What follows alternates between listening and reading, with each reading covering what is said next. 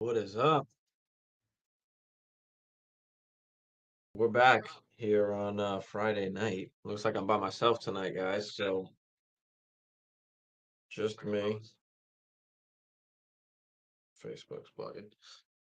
Um, but yeah, let's go over some of the games this week and what we're looking at, what we are expecting. Also, is the in most leagues the trade deadline coming up. So any kind of trades you guys had, let me know. Anything you're thinking about last minute. Jackson, what is good? Yeah, dog. They left me hanging tonight, bro. Bagala's working. Hammer is just MIA. I mean, they got lives. I don't got my daughter tonight, so I am all good. Yee, what is good? Yee, I know Yee made some trades. Yee, what's up, brother? I know Yee's got some shit going on. Yee, tell me what you did, or what you about to do. If your guys' trade deadline is here. Some dynasty leagues, the trade deadline is not yet, so it all depends. Jackson, you already did, but with Cup out, I had to trade. Yeah, man. What'd you wind up doing, bro? What'd you wind up doing? Clamped, what is good? Thanks for tuning in, man. Pick one, Tony, DJ Moore, Curtis Samuel. I think you got to go with the upside in Tony here. I mean, Mecole Hardman is out. Juju has been ruled out, so Tony is going to get the ball.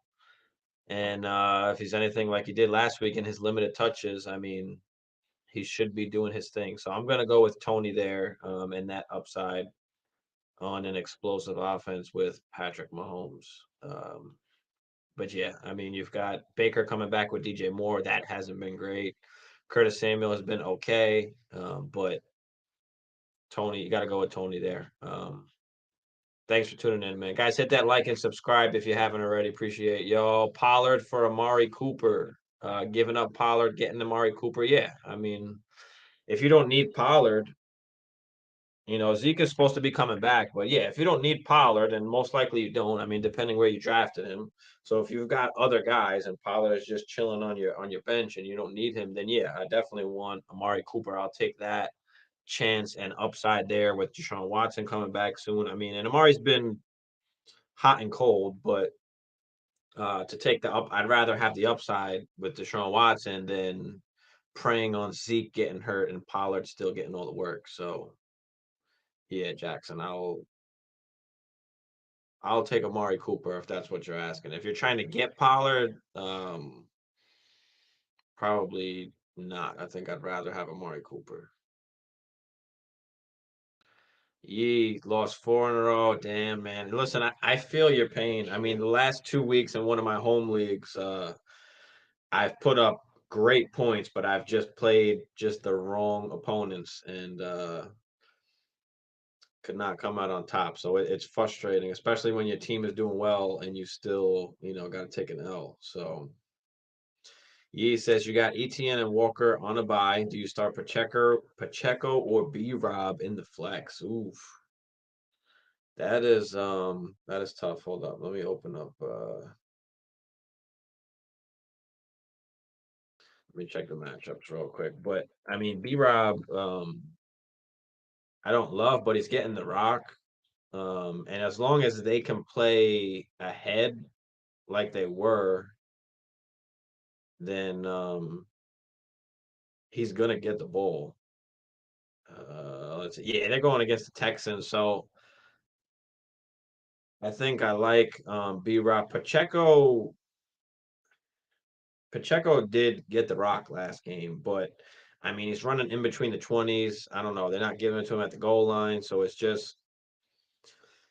it's rough. I think I'm gonna play B Rob on this particular game because I think he'll get a lot of carries, and he might not do a ton with him. He's not that kind of, or he might have 20 carries for 80 yards, but if he bangs one or two in, I mean that's a possibility, especially against the Texans. So I'm gonna go with B Rob because I think he's guaranteed pretty much at least like 15 carries, especially since they're playing against the Texans. I like that matchup where Pacheco, like we don't know if he's gonna get 15, 18 carries every game, especially on on a passing offense. They are playing the Chargers.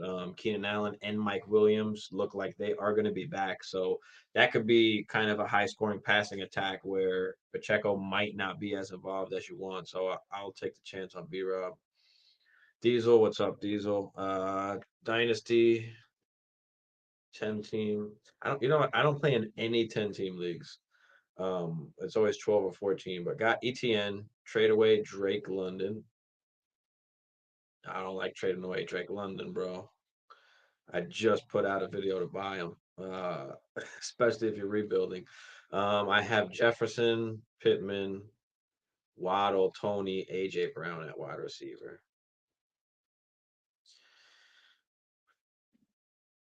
I mean, if it's straight up, I mean,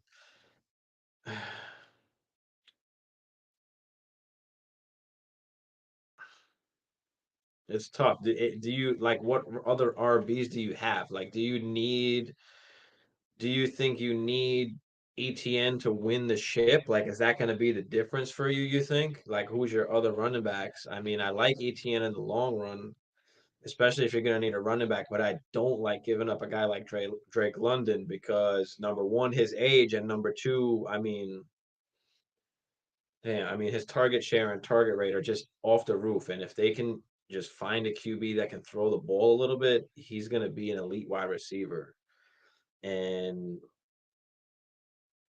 I just feel like I might want more than ETN. And I know the stats don't prove that right now, so that might be tough to pull off. But that's what I think about London. I put out a video to go buy him, buy low candidate, especially if you're trying to rebuild. So um, it's tough. I mean, listen, you've got other wide receivers.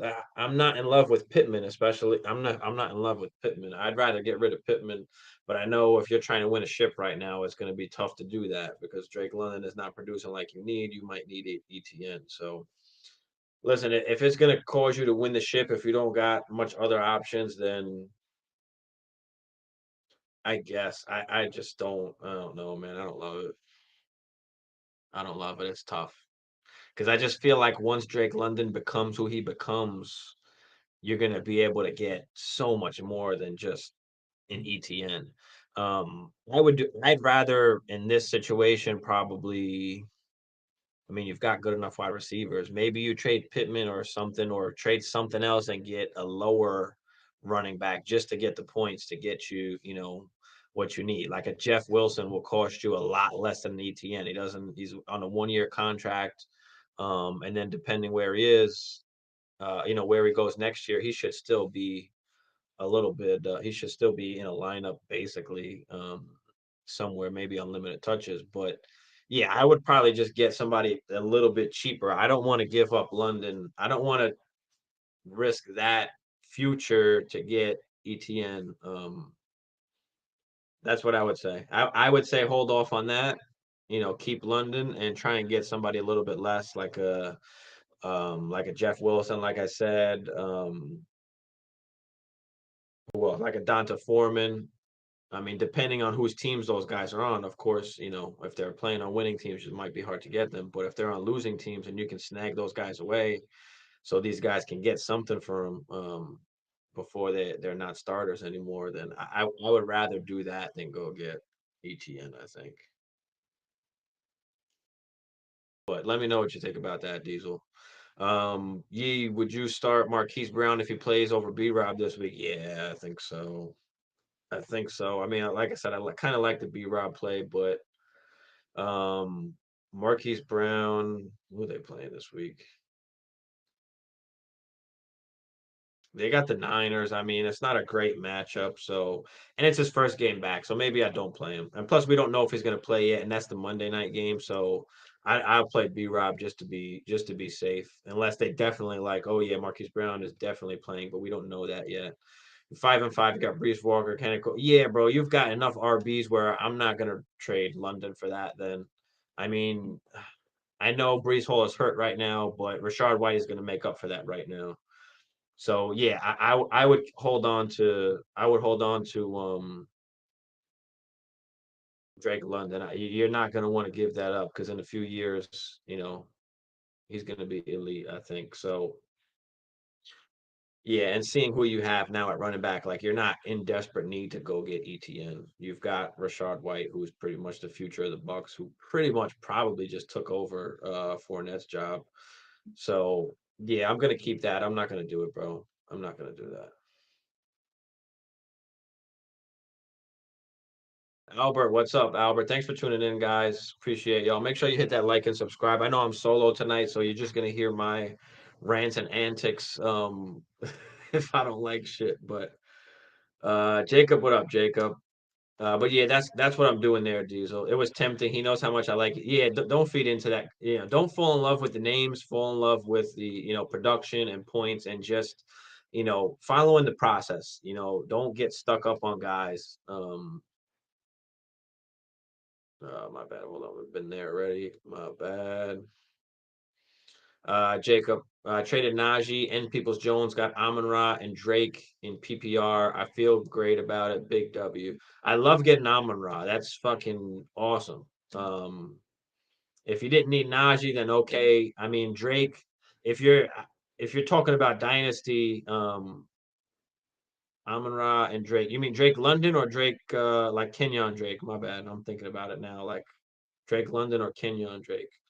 Yeah, I love getting Amon-Ra. That's awesome. I hope you don't need to rely on Kenyon Drake, but yeah, that's a fucking awesome win. I mean, if you follow me on Instagram, you know I've been on Amon-Ra.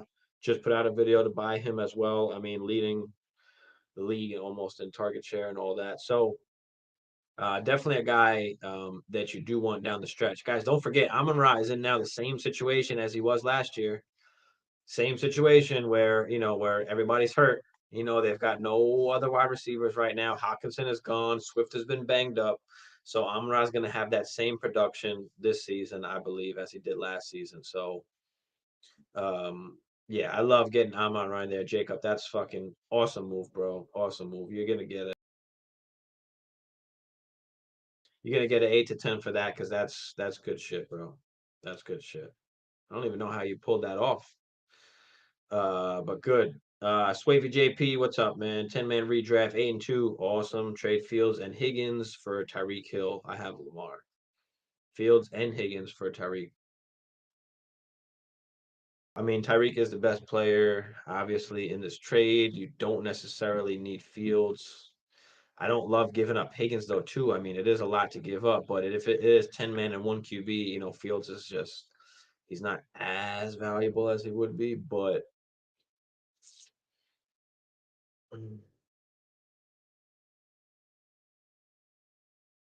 Yeah, I mean, depending on the rest of your team, I mean, if you don't need Higgins, I don't know who your other wide receivers are. So if you don't necessarily need to rely on Higgins, then absolutely, because you don't need Fields, but you get Tyreek Hill in return, and he's been awesome. So yeah, I don't mind it. But let me know who else you got on your team as far as wide receivers. Cadillac, what is up? Traded Lamar, Jacobs, and TJ for Henry and Tua. You traded Lamar, you traded Jacobs, you traded TJ. You got Henry. Okay, I like that. And then you got Tua. You got rid of Lamar and you got Tua. Listen, Tua's been awesome. You got Derrick Henry. He's obviously pretty much the best player in this trade. So I like that. I know TJ didn't mean anything to you because I know you've been hoarding them damn tight ends, Caddy. So yeah, I like it. Lamar hasn't been great, but he gives you like a good low floor.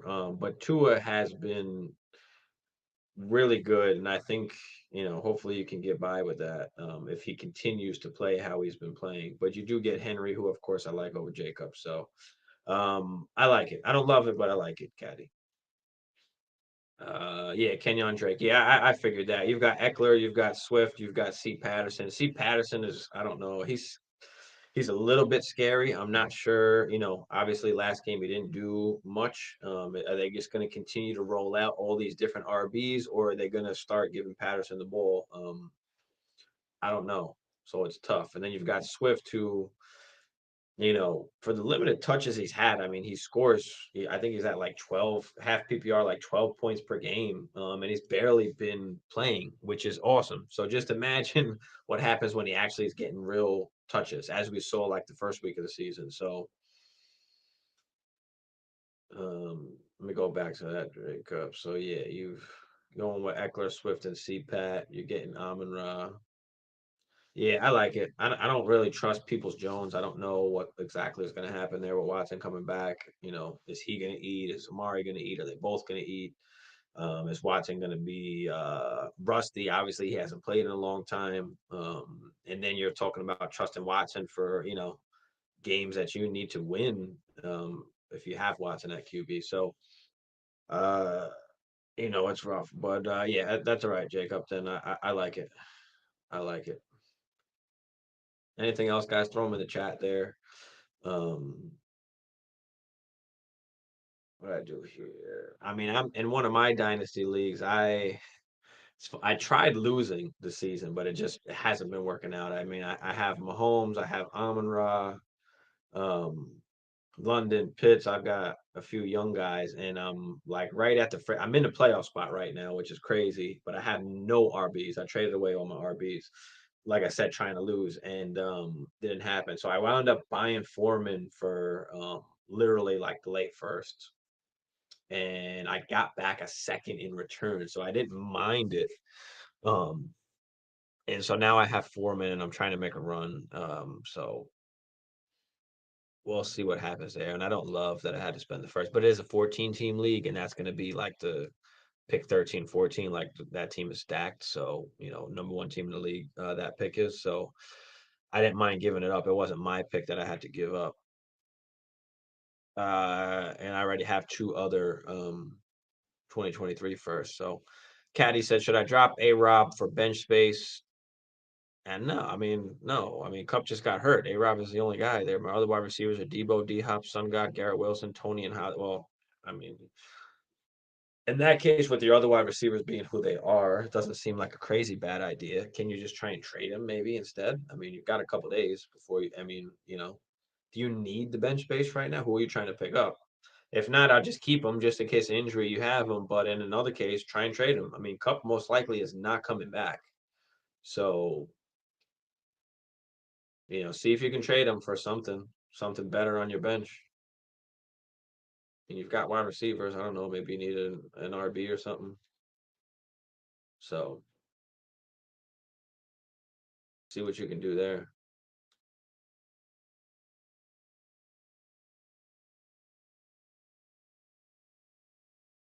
But anyway, Titans came away with that win against the Packers on last night, and that was a game the Packers really, really needed to win. And they did not look good. I mean, Derrick Henry, another 28 carries. And you can see like I don't know, like the age is starting to kick in. Like he's not as explosive as he used to be. Obviously, he's getting a little older, but this guy is carrying the ball like 30 times a game, which is crazy. Like the wear and tear on his body there. He hasn't been crazy efficient, but he's scoring touchdowns and he's getting fed the ball. So he's a guy that you want on your team. But yeah, he did his thing, scored the touchdown. And then wound up actually throwing a touchdown too, which is I don't know, that's funny, crazy. He had two pass attempts. I don't know what that's about, but anyway, wound up throwing the touchdown. Treylon Burks, I mean, at the end of that game, no reason to throw the football, but they wound up going on that. They throw that little deep shot to Treylon Burks, which puts him over 100 yards in that game. He had like six catches, but in like the first half, we didn't see anything really in the second half until that play.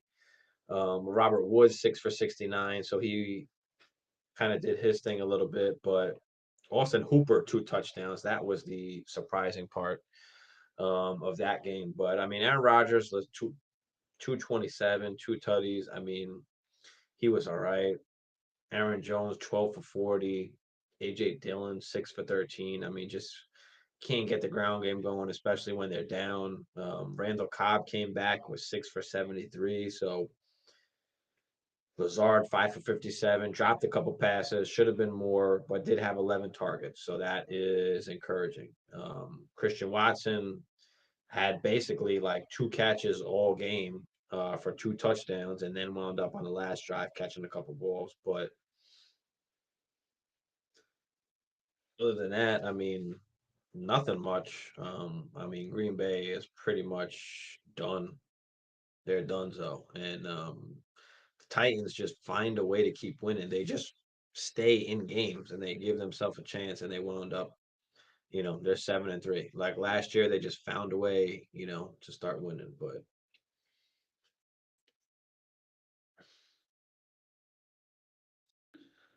let's see.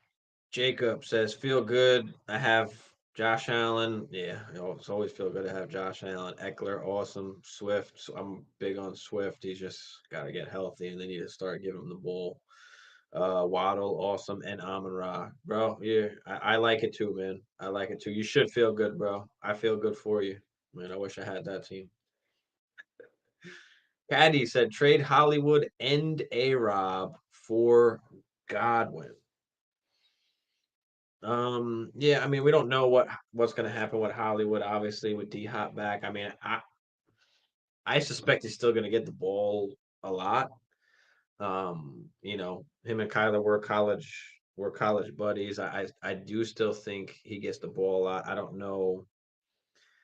Godwin probably has the higher upside, but it's rough, man. You could probably go either way. I mean, I know you don't need A Rob, I think, from what you just said. So I don't mind going out to get Godwin. You know he's gonna get these 10 targets a game. Obviously, Hollywood is still kind of up in the air. We don't know exactly what's gonna happen. But I mean, last year D Hop wasn't really getting targeted a ton. Was scoring touchdowns every game, but wasn't really targeted a ton. So I don't really know what to expect when Hollywood comes back. But he, I don't know. But yeah, I don't mind going to get Godwin. I think I like that in a much more, pass heavy. Tom Brady obviously throwing the ball a ton. So yeah, I'll go get Godwin. I think I feel better with Godwin, and if you don't need A Rob, then he's just a throw in for you. So yeah, go ahead and do it. Godwin has consistently been, pretty much top 10 when he's healthy. So yeah, go do that, Caddy. Go do that.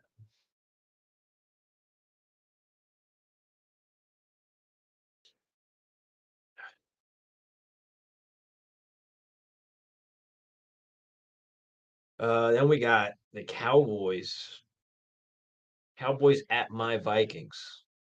This is going to be a good game. Obviously, the Vikings on a roll. Justin Jefferson, the huge catch last week on fourth and whatever it was, 18.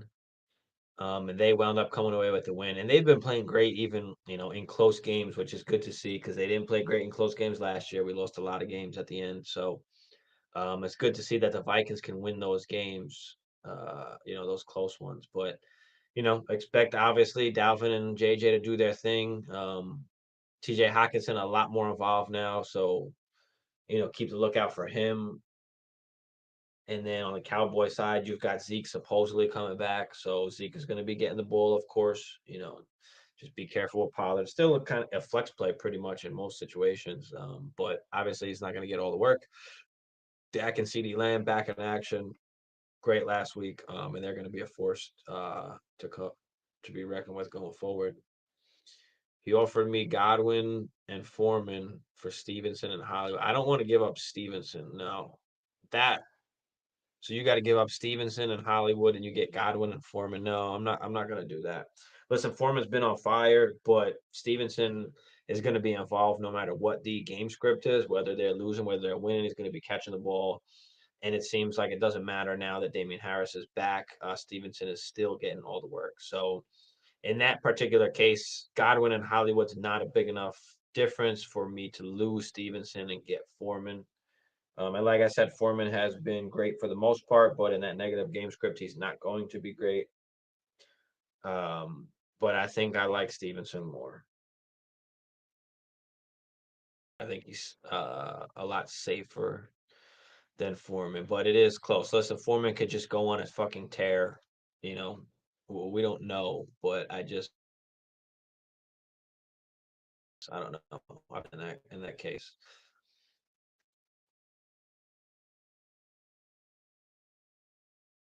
always have to make a trade, but you can, of course, play, you can entertain, you can negotiate, see where it gets you in the end. And if you like it, you can pull the trigger. If not, then you just don't. I mean, there's nothing wrong with seeing what's out there. That's what any good GM does, especially when they're, when you're trying to win or trying to get better players. So, I wouldn't give up Stevenson for anything. If he wants Hollywood, he can have Hollywood. Hollywood might even be enough straight up. Hollywood for Godwin, maybe. Hollywood was like a top 10 guy before he got hurt. So try and use that. But yeah, I wouldn't give up Stevenson. No, that I wouldn't do. And I think he knows that. That's why he's offering Foreman. His RBs are Mixon and CMC. Yeah, he doesn't necessarily even need Stevenson. But yeah, like I said, I do the trade to get Godwin if you want to give up Hollywood. But other than that, no, I'd keep the RBs, bro. I'd keep the RBs.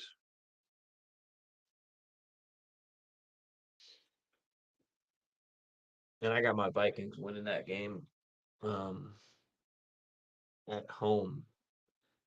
I mean, we're 4-0 at home. That's gonna be a big game.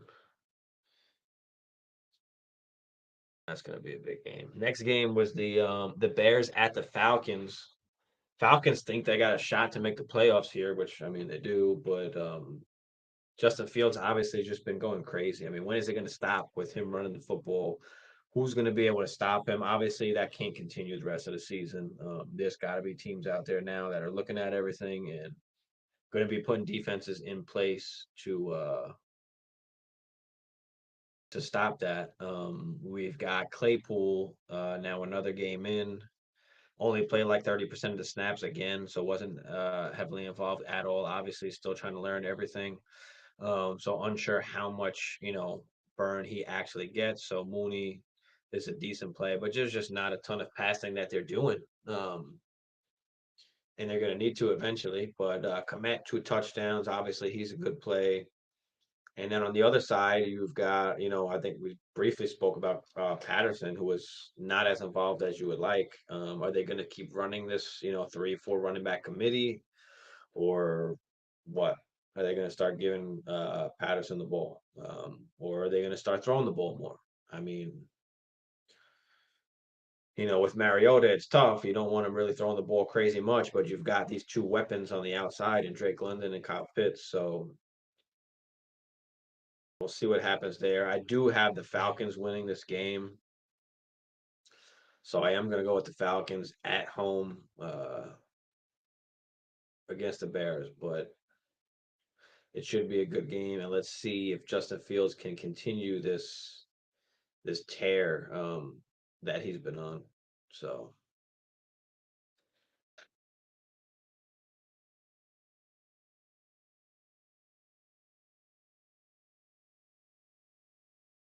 Caddy said my RBs are Henry, Stevenson, Connor, and Wilson.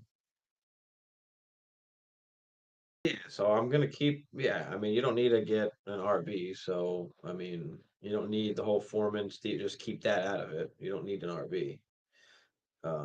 If you want to give up, if you need it, if you want to give up Wilson and Hollywood, Connor and Hollywood, and go and get a star wide receiver or something, maybe you can do that. Maybe you can do that.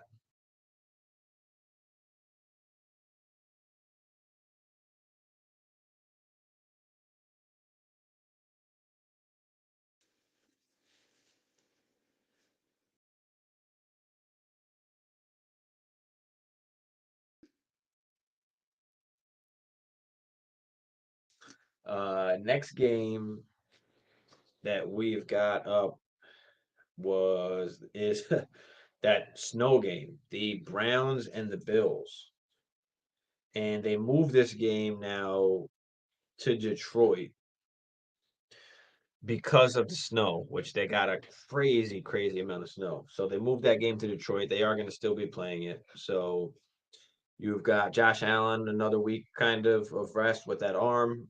Didn't really look like it bothered him at all last game, so he looks okay and good to go. He needs to stop turning the ball over, of course. Stephon Diggs, I mean, obviously we know he's been doing his thing. Um, I mean, Singletary, he had the two touchdowns last week, so let's see if they give him the ball on the goal line again, or was that just a product of, Josh Allen's arm? And let's just hand it off and take that chance. They do need to run the ball more. I mean, they just pass the ball so much. So I think they do need to run the ball a little more, especially in certain situations. So I expect them to draft a running back in the draft or go out and get somebody in free agency once the season's up. So we'll see what happens there. And then you've got on the Brown side, obviously Chubb doing his thing this year. Hunt, you've got. I think this is the last game for Brissett, right? I think Watson comes back. Is it the next one? No, 2 more weeks. I think the week after. Is it week 13? I think he comes back, right? It's 12 games, I believe. I don't remember. Um, but I mean, they've been. I mean, they're 3-6. They need to win, and they're going against a tough team. So this is not going to be good. Not going to be good for them. I'm going Buffalo, of course. I don't think it's even close. So we're going with Buffalo here.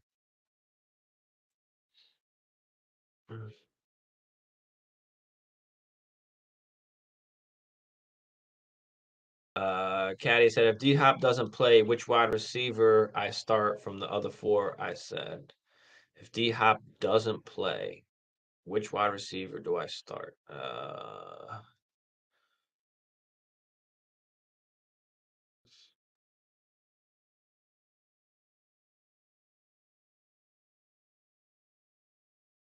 If D Hop doesn't play, I mean, how many receivers can you start, bro? How many do you need? How many do I need to pick from? You got Debo, Sun God. Tony's definitely a guy that you should play this week with Hardman and Juju out. So I think you got to go with D Hop, Sun God, and Tony. Two wide receiver, one flex. Yeah. Debo, Sun God, and Tony. I mean, Wilson is interesting, but then you got to sit Debo, and you don't want to do that. Tony just has a great opportunity this week, so I don't know if I want to miss out on that. It just depends how much you really like Garrett Wilson. But for me, I think I'm going to play Debo and Sun God. We don't know if Hollywood's definitely playing, and like I said, he's playing that late game, so it's tough to wait on that because if he doesn't play, then you're screwed. Broncos or Saints D this week. Listen, the Broncos D has been great, and the Raiders have been pretty shit. And the Saints going up against the Rams, no cup. They're both great options this week. I think I was just talking about the Saints D yesterday. So um Stafford's just coming back. I mean, the Raiders haven't been doing jack shit, so you could go with either one. I mean, the Broncos have been very consistent. They've consistently had a good defense. So you can go with either one. You can make a case for either. You can say that Raiders offense has been horrible, Rams now. I would probably go with the Saints just because Cooper Cup is not there. So they need to kind of change their whole thing. They've got no running game. They've got nothing, and their offense has been horrible. So and now they're obviously going to be even worse with no Cooper Cup. So let's roll with the Saints because the Rams got to change shit up, and it's that first time. So let's go with the Saints there. But you can go with either or. I think they're both going to score kind of the same for you. I don't think it's a big difference between either or. Tony or B Rob. I mean, I think we've got to go Tony with what we saw last week, and now with not only Mecole Hardman out, Juju's out as well. So I think we've got to go Tony and that upside. And B Rob has a great matchup. He does, but I don't know. I'd rather just take my chances on Tony with those two guys out in that offense. And they're playing against the Chargers, so it could be a good game again with both Mike Williams and Keenan Allen back. That could be a good game, and that will benefit obviously Tony. So they're gonna look to get him the ball as well. So yeah, we're rolling with that.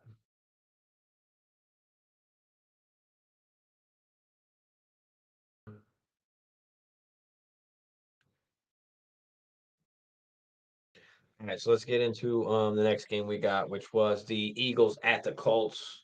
Eagles finally get taken down. And listen, they haven't really had much, and they've had an easy schedule and they haven't had much like adversity yet. They were down and they weren't able to pull it out. And that says a little something. I think it's good that it's happening now and not like in the playoffs. So get that loss out of your system so you don't feel all this pressure and everything.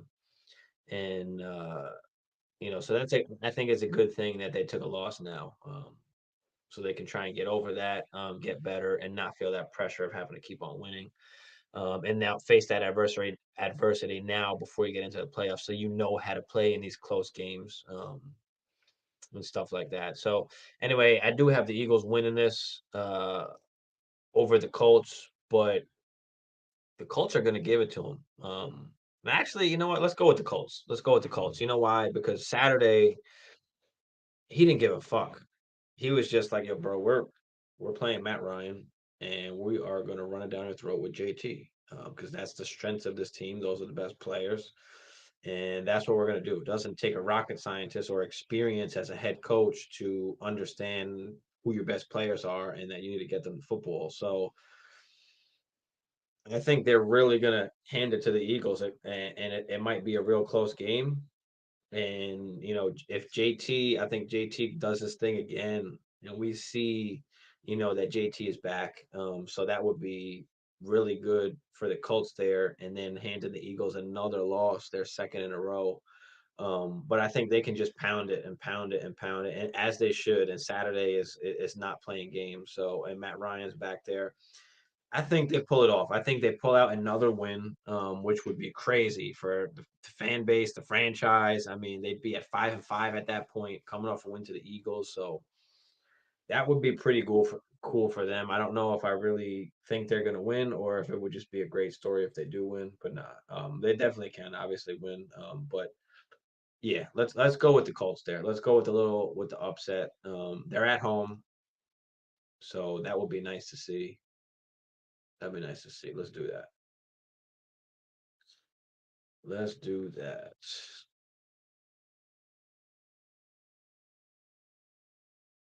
Let's throw them questions in the chat if you got them. Thanks everybody for tuning in. Appreciate y'all. Let's get into some more action here. So yeah, that was Eagles Colts. Jets Patriots is the next. So as we get into the Jets Patriots, they're playing at the Patriots. Jets obviously have been playing well. I mean, 6-3. Crazy, crazy. Zach Wilson hasn't really been good, but they're somehow winning. And Brees Hall is hurt now. Garrett Wilson's played great the last few games. So thing about the Patriots is they pretty much, I think they have the number one defense right now, fantasy wise. And they do take away your best weapons. So I expect them to take away pretty much the pass game and they'll have to win running the football. And I don't know if they're going to be able to do that. Bill Belichick doesn't fuck around. Smart, very smart coach, and I think that he's going to come. They'll come away with the win in this one, um, and stop the Jets. So that's what I think. That's what I think about that. Let me know what y'all think. Jets Patriots. That's a good one. I mean, that's pretty much what first place game, right? They'll both be 6-4 after that. So that'll be a good one. The Patriots need to come out with that win. Like I was mentioning before, Stevenson has pretty much taken over the backfield. Damian Harris, even when healthy, Stevenson was the guy. So we do like that. And on the Jets side, I mean, you've got Carter, you've got J Rob, and they'll be all right, like I said. But I think Garrett Wilson, they might just take Garrett Wilson right out this game. Patriots, that's how they game plan. They take away pretty much your best option. That's how they've always been. So Garrett Wilson might have a tough time. Let's see. we'll see what happens there. But the Patriots at home, they're gonna be tough. They're gonna be tough. So we're rolling with the Patriots there.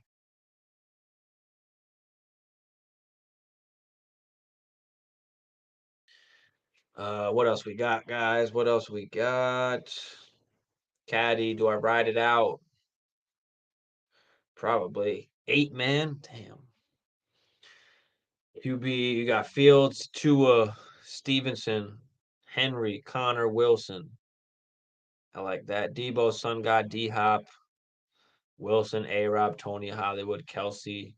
Yeah, I mean, I think so. I mean, I think you do. I mean, like, unless you can get rid of like if you can trade Debo and if you could trade Debo and Connor or Debo and Wilson and get yourself another top wide receiver, that'd be ideal because then you could roll with whoever that wide receiver is, Sun God and D Hop, and I'd like that a lot better. I mean, you do have Hollywood there, so you can get rid of Hollywood either or maybe you just do Debo and Hollywood and get yourself a top guy. See if you can do that. So I wouldn't say ride it out. I'd say try and get better. Nothing wrong with trying to do that. Listen, I know you. I think you said it last time too. Listen, I just don't like Connor, bro. He's too injury prone once he gets the workload. That's my issue, and he's been hurt this season already.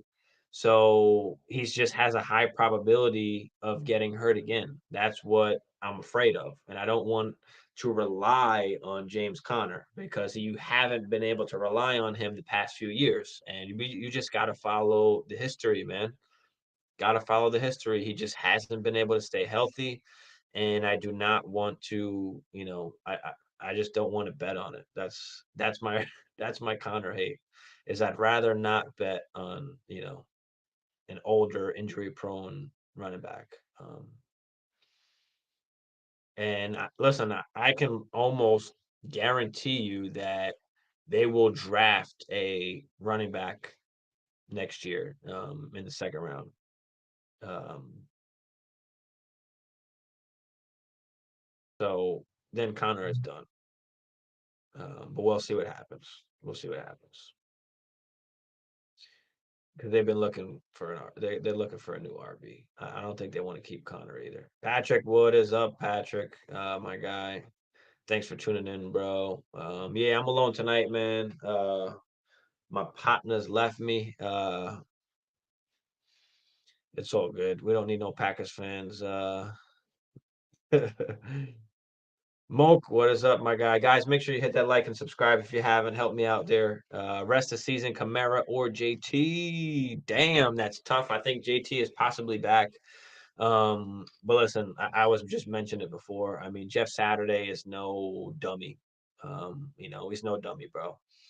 And he doesn't have to have experience as a head coach to again, I mentioned this before, to realize who his best players are and who he needs to get the ball to. So Matt Ryan needs to be on the field, JT needs to be on the field, and they need to run the ball down people's throats because that's their strength.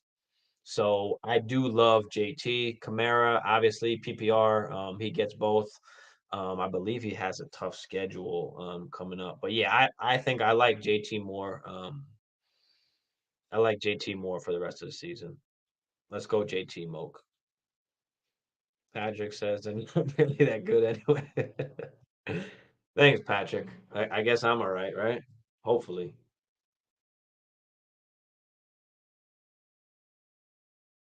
Try. But yeah, guys, let me know. Let me know what you got going on. Trade deadline is here, so let's spice some shit up. We've got a couple days left, boys. We got tonight and tomorrow, basically, to get some trades done. Unless you've got, a trade deadline that is not this week. I think in most redraft leagues it is this week. Dynasty leagues can differ, so it all depends. That all depends. But yeah, I mean, lately this week I've been into a lot of dynasty stuff, college shit, doing some rankings. Got a lot of guys moving up and down for the 2023 rookie draft for dynasty league. So I've been getting into that a lot lately. If you're not following us on Instagram, make sure you guys hit up our Instagram, give us a follow, Dynasty Life Fantasy. The link should be in the description down there. Because I will be posting some rankings and stuff that I have. I'm probably just gonna do like a top five at the moment because things fluctuate so much pretty much after that. But there's pretty much, you know, a top tier or two of guys that are going to be in the top. So I'll be just putting out a top five RBs, top five wide receivers, top five QBs coming out. QBs are pretty simple. Everybody knows those. And you've got Bijan, of course, Jigba, Addison, but a few different guys. So I'll just put out mine on that. Probably will make a video as well so people can start looking into that for anybody that does dynasty leagues.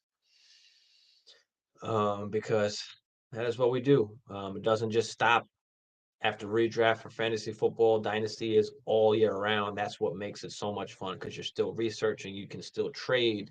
You've got picks, you've got the draft coming up. It just never ends. So if you guys do not play in dynasty leagues, look into it.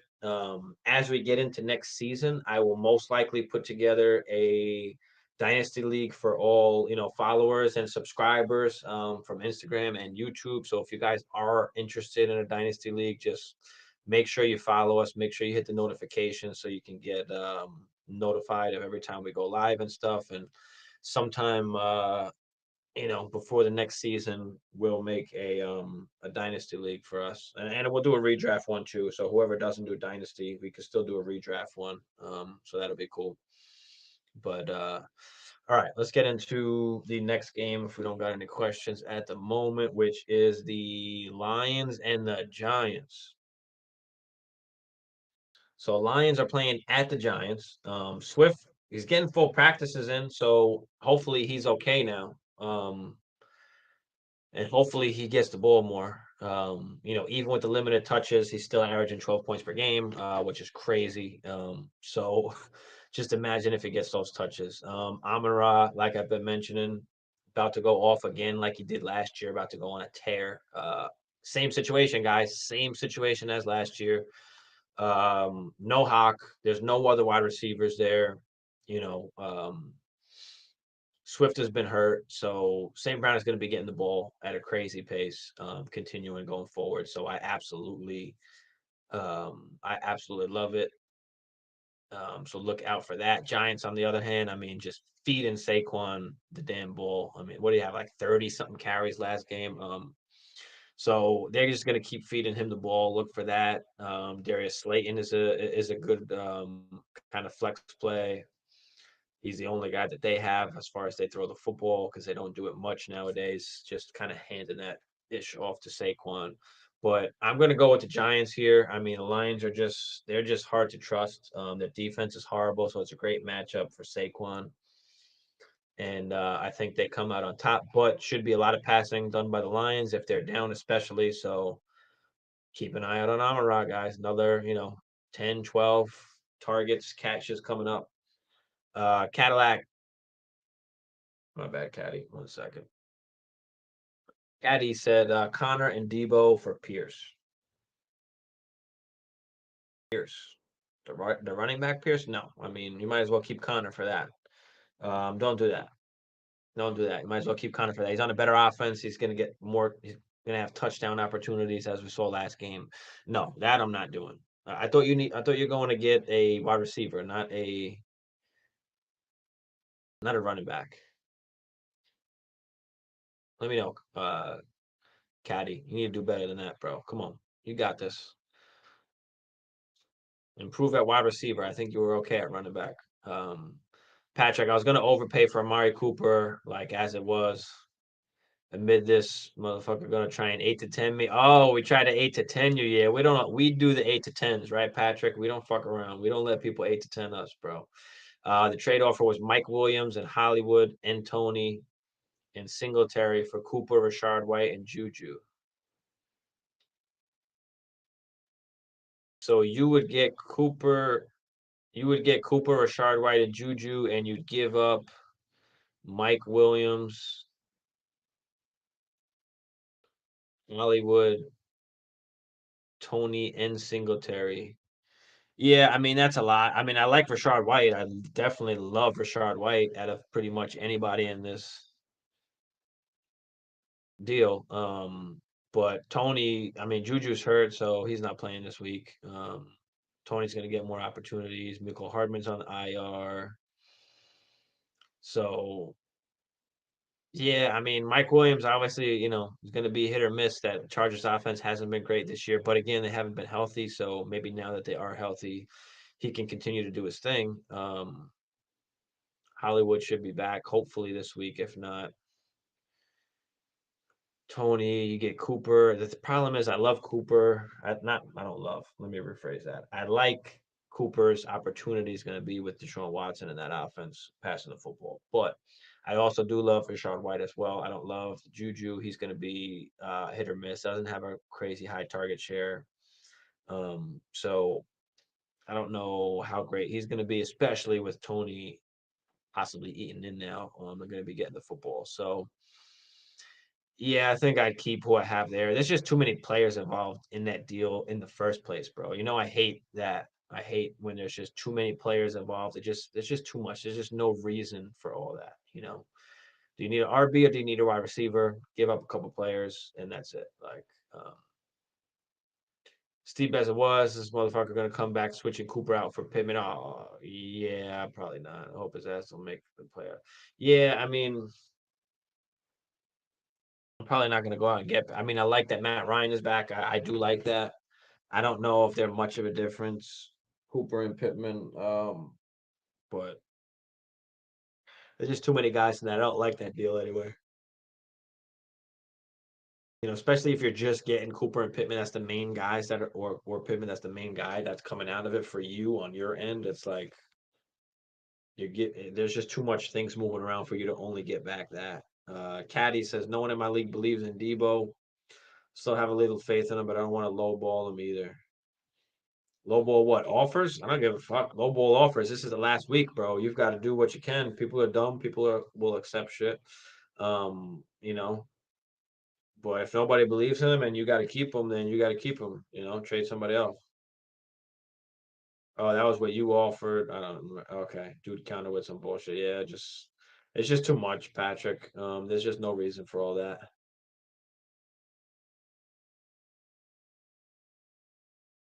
You feel me? No reason for all that.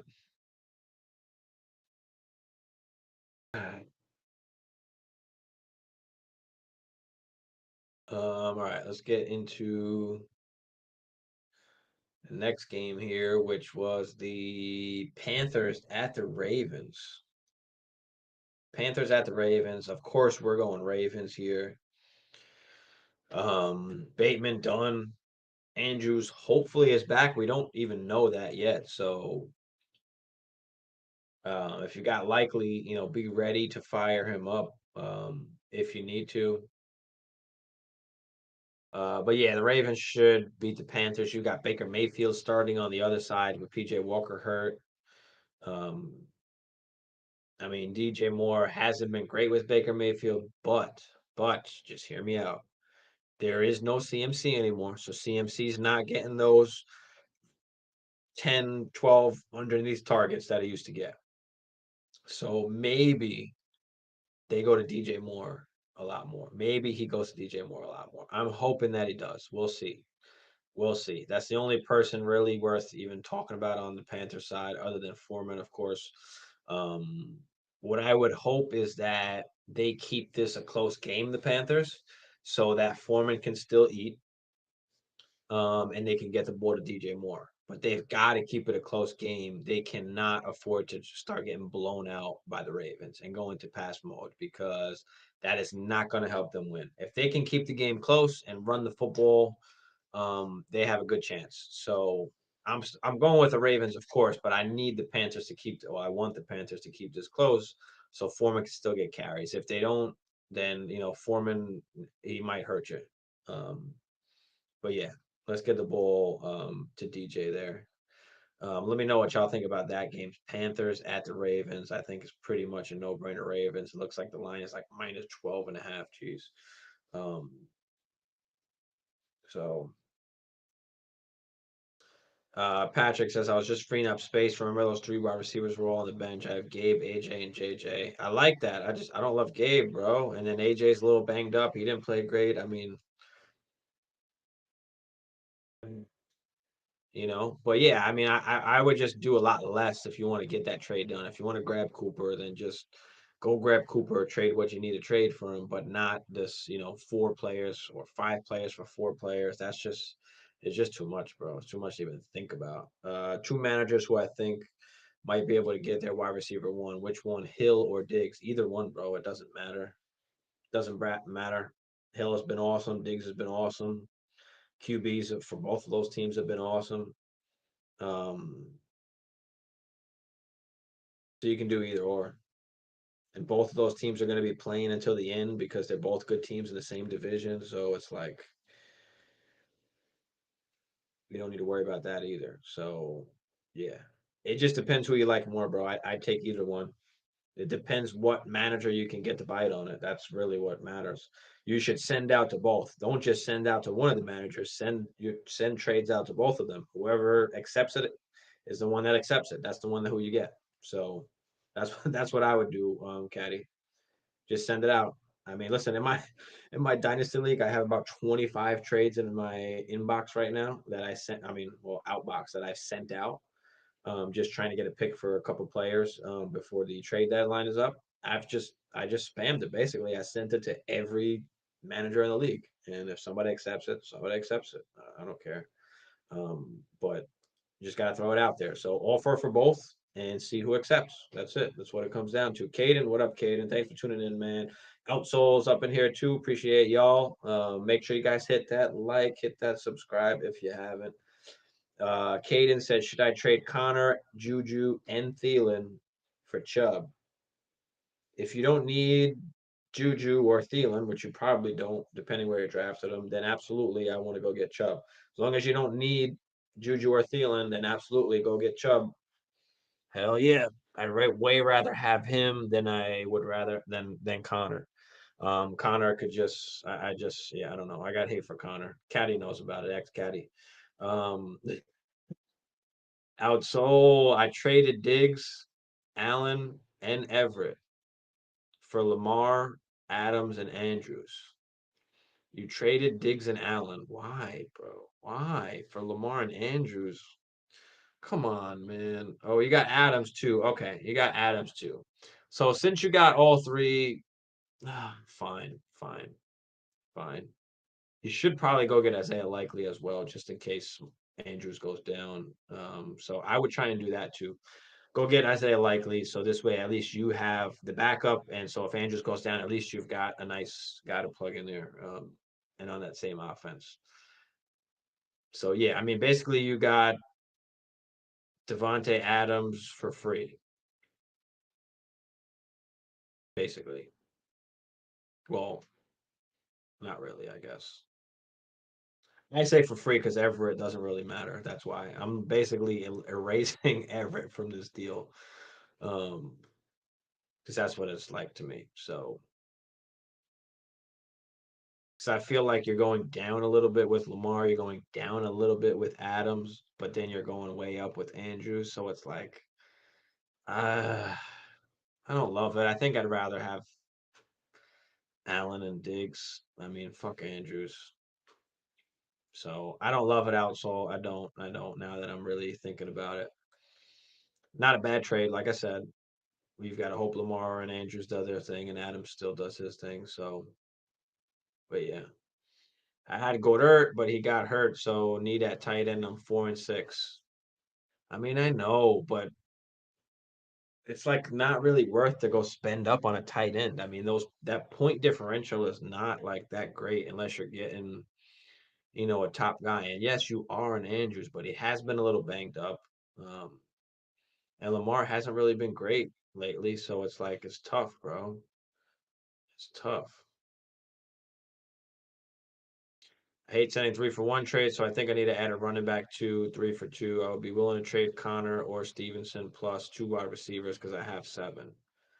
Listen, I mean, in Dynasty, yeah, you don't really want to send 3-for-1 trades. I mean, unless you don't need them, especially in redraft as well. I mean, if you don't need the guys, then and it and it benefits you to give them up so you can get the player that you need, and you're not going to be playing that guy anyways, just sitting on your bench, then absolutely. So you can send the 3 for 1. It just depends who you're getting back, and it depends who you're giving up, and if you need those guys or not. So you think you need to add a running back to 3 for 2? I'll be willing to trade Connor or Stevenson and 2 wide receivers because I have 7.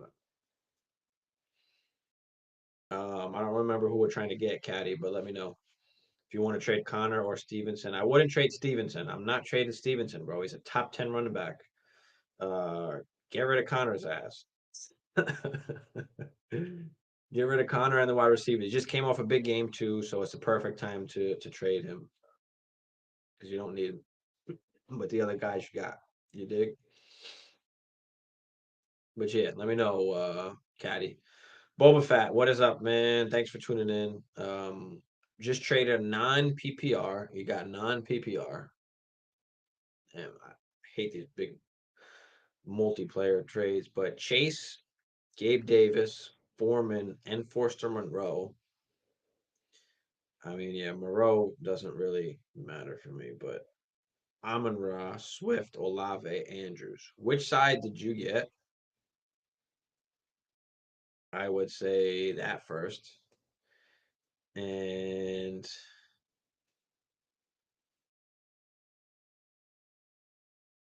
next, I would say that I like the Amon Ra, Swift, Olave, Andrews side. Which side are you on, Boba? Let me know, bro. Andrew's side I got. That's what I'm talking about. That's what I'm talking about. I like it, man. I like it. Make sure you hit that like and subscribe, bro, if you haven't already. Appreciate y'all. But yeah, I like that side. You're getting Amon Ra, who's going to be possibly a league-winning wide receiver once again, like he was last year. You're getting DeAndre Swift, who should be getting the ball more. You're kind of getting them for the low. But you are giving up Foreman, but it doesn't matter. Like I was mentioning before, Foreman and negative game script, not going to be getting the ball. Foster Monroe is doo doo. We don't really care about him. Chase, who is hurt, we don't know necessarily when he comes back and if that injury healed the right way or not. So he's still even like a question mark. Like that's not even guaranteed yet. Gabe Davis is just a hit or miss wide receiver. Olave's been good, hasn't been great lately, but he has been good. So yeah, I love the Amon Ra, the Swift, the Olave, and the Andrew side. I think the upside is much more higher on that side than the other. So I like it, Boba. You did your thing, bro. You did your thing, man. I like it. Kudos to you, dog. That is a good move. Let me know what y'all think. What side are y'all on in this trade for Boba? Let's see what the Dynasty Life crew thinks about this for you, Boba. But yeah, I like it. You got my approval on that. You definitely do. I guess I'll get into the next game here, which is what we just do Panthers Ravens. So next game we got is Washington and the Texans. Washington and Texans. I know we had a couple B Rob questions. Now that I mention it, I hope I didn't miss anything. Guys, let me know if I missed any questions y'all put in there. Sometimes I lose track of this fucking thing. Um, let me know. But yeah, you've got Washington at the Texans. Damian Pierce has been, doing his thing, cooled off a little bit lately. Again, it's just not a great offense, especially when they're down. Sometimes it's rough to run the ball so much. No, ball, but this is redraft and dynasty. I do both. We do both. So if you do redraft, follow us. If you do dynasty, follow us as well. Hit that subscribe. We do absolutely everything. In the off season, we'll be, of course, in dynasty mode. There won't be crazy much to talk about redraft. Yeah, that's fine, Bo. But most of our crew that's in here today are all redraft. So everything that we're talking about right now is redraft. If anybody has dynasty questions, usually they will put that in the question. So yeah, this is all for redraft right now, Boba. We appreciate having you in here. Join the crew, hit that subscribe. so you could be one of us. And yeah, appreciate you, man. But yeah, redraft, awesome. We're doing redraft heavy right now. Dynasty, I usually just put out videos. I don't necessarily go live for any of the Dynasty stuff I talk about, but I do sometimes throw in there some Dynasty content as far as when we're talking about certain players and stuff like that. But um, but yeah. So Commanders, Texans. We're gonna go with the Commanders. I mean, they've been on a roll. You've got Heineke just been launching shit to Terry, which has been sick, and good for Terry. And they've Heineke's the guy. No Wentz. Wentz ain't coming back. I mean, Heineke's been slinging that thing. So B Rob could have a decent game. Like I said, I mean, he's like a 20 carry for 80-yard guy with a touchdown. So that's pretty much what he is there. You've got Gibby, who's been kind of everywhere, running the ball, catching the ball, kick return, punt return, whatever. They've got trying to get him the ball. So, yeah, we are going to go with the Commanders here. As far as the Texans, I mean, you've got Nico Collins, 10 targets last week. Expect him to be a big part of the offense, especially if they're down. You've got Damian Pierce, who hopefully they're not down and he can see himself 20, 25 carries. They do like getting him the ball, especially if it's a close game or if they're up. So, but I am going to roll with the Commanders there. So,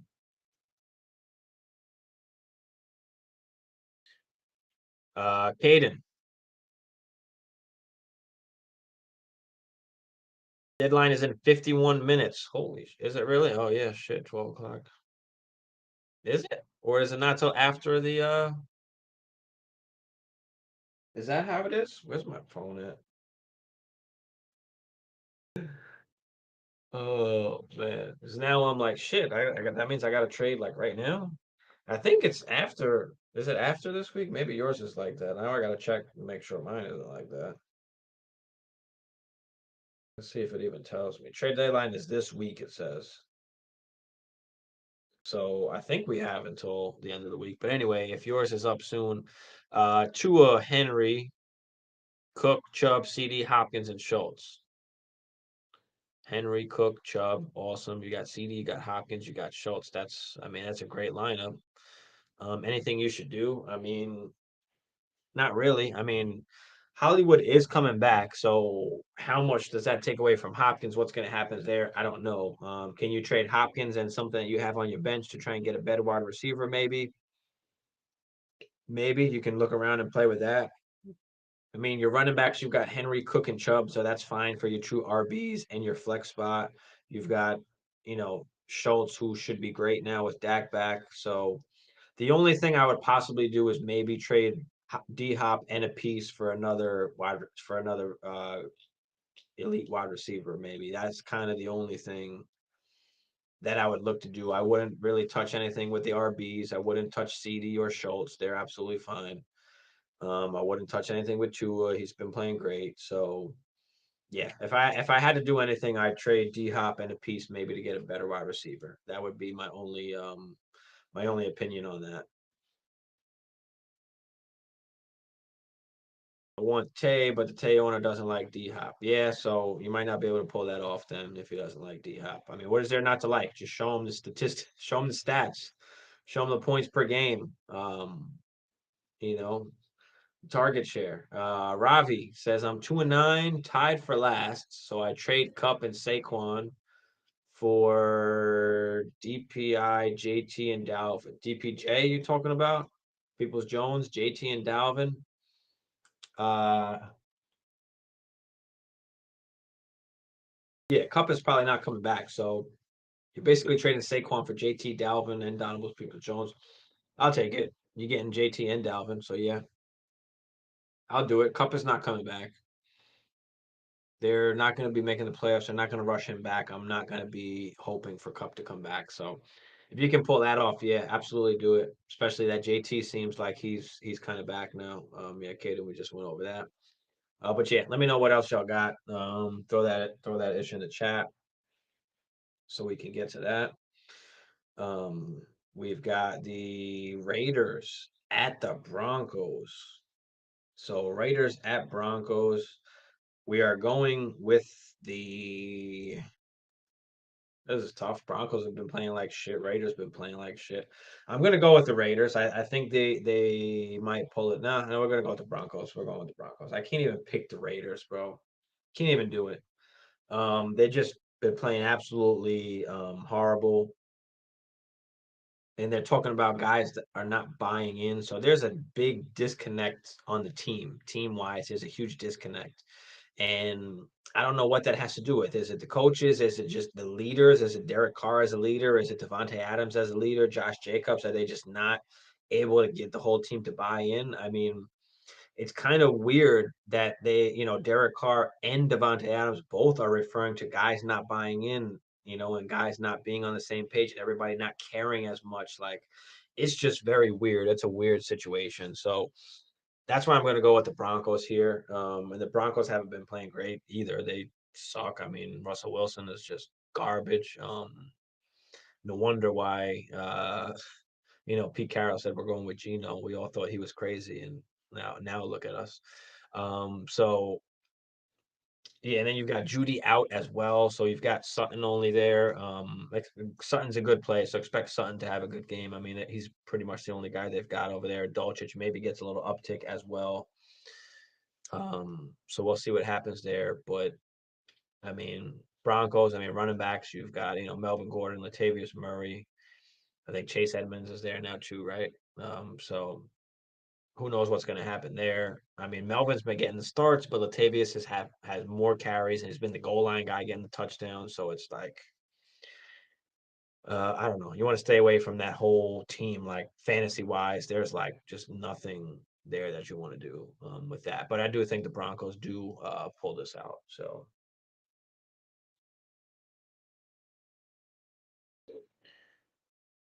next game we got is the Bengals at the Steelers. Bengals at Steelers.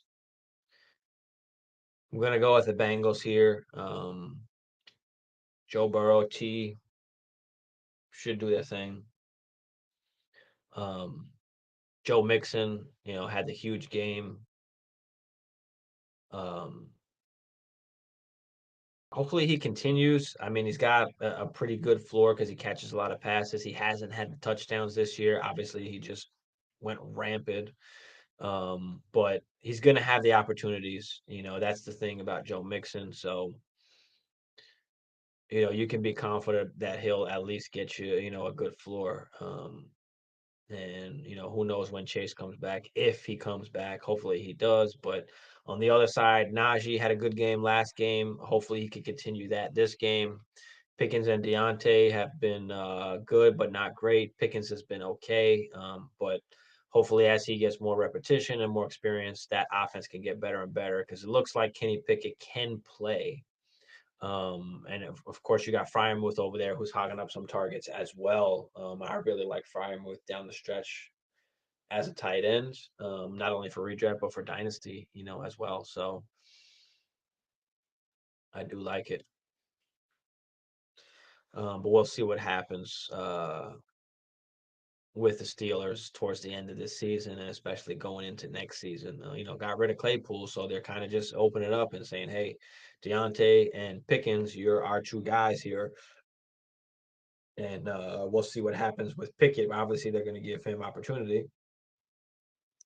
So we'll see what he does the rest of the season, and then going into next season.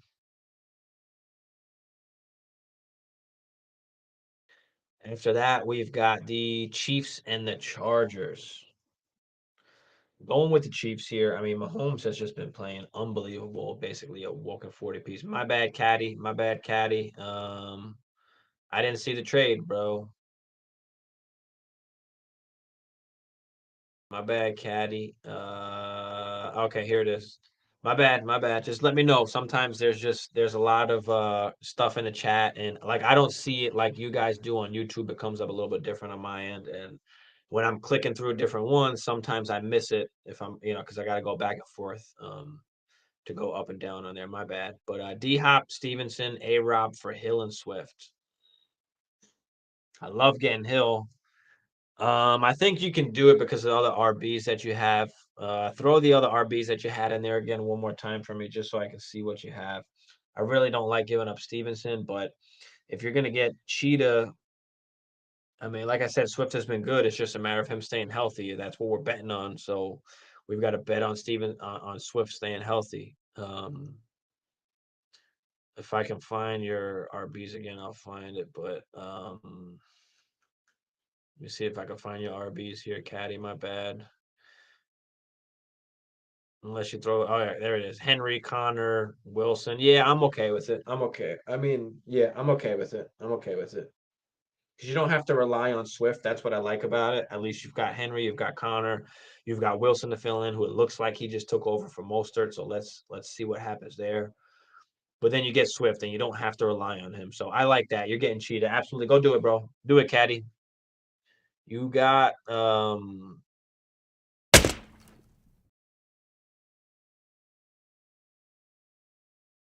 do that. Clamped. Tony, DJ Moore, Arondell Moore, pick one. Um, Tony.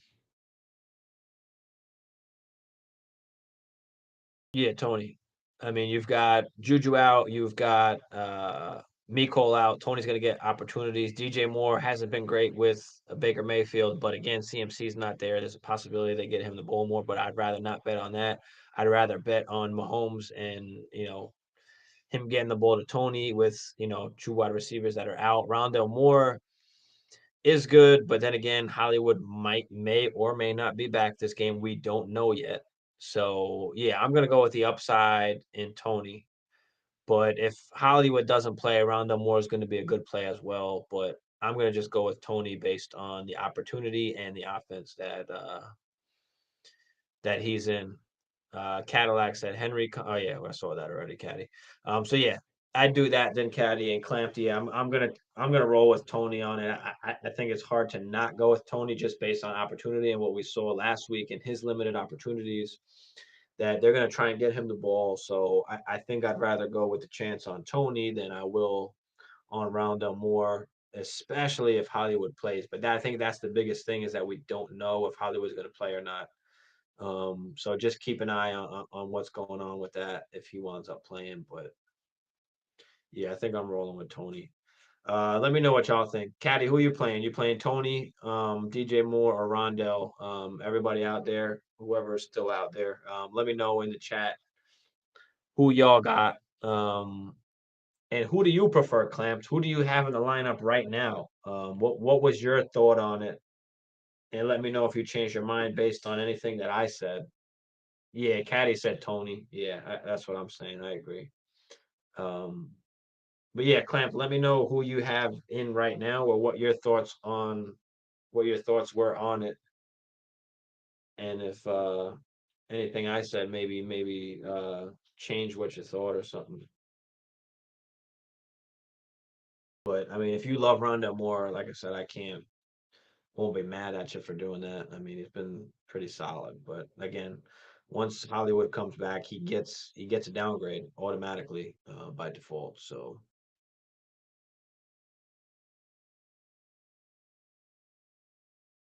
but yeah, my bad. Chiefs and Chargers. I don't know if I even finished talking about that. As we just talked about, Kadarius Tony. So, yeah, Patty's obviously been great. 25 touchdowns on 3,000 yards right now. You've got Austin Eckler. I mean, on the other side, well, on the same side, let's start, I guess, with Pacheco. Been getting the starts. I think he had like 18 carries last week. I don't know if that's going to happen again this week, depending how this game goes.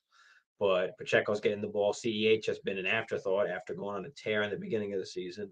If you guys were subscribed to me before the season, you wouldn't have drafted CEH. And then I took a lot of heat the first few weeks when he was doing his thing. But he's just not that good, as we keep seeing, and as the team sees. You've got McKinnon getting a ton of looks. CEH is like an afterthought now. So, uh, then on the other side, you've got the Chargers, who, again, I mean, we talked about it a few times today. Looks like they're getting back both of their weapons, Mike Williams and Keenan Allen. So look for Herbert to have a big game. I had CEH. Damn, Caddy. make sure you follow. Make sure stay tuned on YouTube as we go through the off season and into next season. We're gonna do a ton of mock drafts, and we're going to practice before we get to the season so that we know what we're doing. Who we like, who we don't like. You have my reasoning for it, and of course everybody has their own opinions. Nobody has to listen to me or go with what I say. I just give out what I think, and you guys can take what you like with it. But we're going to keep practicing. We're going to draft every night almost, I think, before the season starts. We'll be doing that all off season as well, just practicing and drafting. But yeah, man, CEH. I mean, there's a reason. Look, they went out and got Pacheco. They even going up to the season, like Pacheco, they said was going to be a big part of the offense.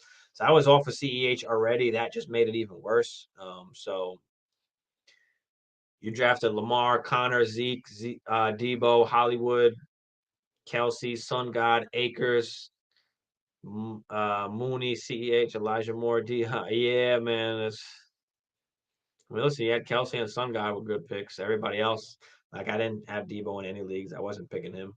I didn't have Zeke in any league, Connor in any leagues. Those are guys you stay far away from. So yeah, if you would follow me, you would have drafted Connor, Zeke, Akers is another big one. Damn, man, Elijah Moore, no, no, no. Knox is a guy off of as well. Yeah, that's all right, bro. We're gonna fix that shit going into next season. Um, we're gonna put our brains together, and we're gonna like certain guys. We're gonna stay away from certain guys. There's certain guys that are doing well that I just stayed away from. I just don't like the probabilities, the chances, the opportunities. I'd rather go with something a little more concrete or some, But hey, now you're at the top. Look at that, Caddy. That's what I'm saying, bro. Now you're at the top. Your team looks, much different, and now you are at the top. So, even when you do draft bad, it's not the end of the world. And you don't know, obviously, when you draft bad at first. Everybody loves their team when they draft. It's not till the season starts, where players start playing and points start being scored, where you're like, damn, I fucked up. Like, I drafted I drafted Stafford, I drafted A-Rob, I drafted Javante, all on the same team, and I drafted Mooney. Yeah, and Mooney as well, all on the same team, and they've all fucked me, gone. Just so that league, I was done, bro. I was done. You got Stevenson Jacobs on free agency. How the hell does that happen? Oh man, what kind of league are you in? Who are you playing with? You playing with the grandmas at the nursing home or what? Damn, man. But that's awesome, bro. That's awesome. That's sick because that saved you. Definitely saved you. But let's get into this last game here. Last game was the 49ers at the Cardinals. 49ers at the Cardinals. You've got Ayuk, who's been on a tear. I mean, he's had, I think, 4 games now in a row, 80 plus yards. But doing a lot better than Debo. One of my hot takes before the season, I'm going to keep saying it, was Ayuk have more receiving yards than Debo. Right now it's happening, but we'll see how that happens the rest of the season. I think Jimmy G is great for Brandon Ayuk. I don't think Lance was great for Ayuk, but I like that Jimmy G is there. So can look for him to continue to do his thing. CMC obviously doing his thing all over the field. You had Elijah Mitchell last week, only played 35% of the snaps, but he did have 18 carries. But not really seeing the ball at the goal line or anything. So I don't know how much that's going to mean fantasy wise. So, hold on to Elijah Mitchell, but I don't know if I'm ready to actually start him yet until I see him actually get some meaningful fantasy points where he's getting the ball at the goal line or scoring touchdowns. I mean, it's just, or if he's going to continuously get 18 carries a game. We don't know if that's going to continuously happen. So, we'll see what happens there. And then on the other side of the Cardinals, you've got Benjamin was just dropped. So you've got Connor and the rookie Keontae Ingram. That's all you have there. You've got D Hop. You've got hopefully Marquise Brown coming back. So little downgrade to D Hop, little downgrade to round up more. And we'll see how that shakes out as far as who's getting all the targets. Is it going to be Hollywood? Is it going to be D Hop? I don't know. So we'll see how that shakes out. But for this particular game, I am going to go with the 49ers as they've just, I mean, they're playing good. They've got CMC. I mean, Kyler Murray, we don't know if he's going to play as well. So that's another question mark as far as the Cardinals part. We don't know if Kyler Murray is definitely playing. So that we've got to wait and find out as well. So that makes me more go on the 49er side.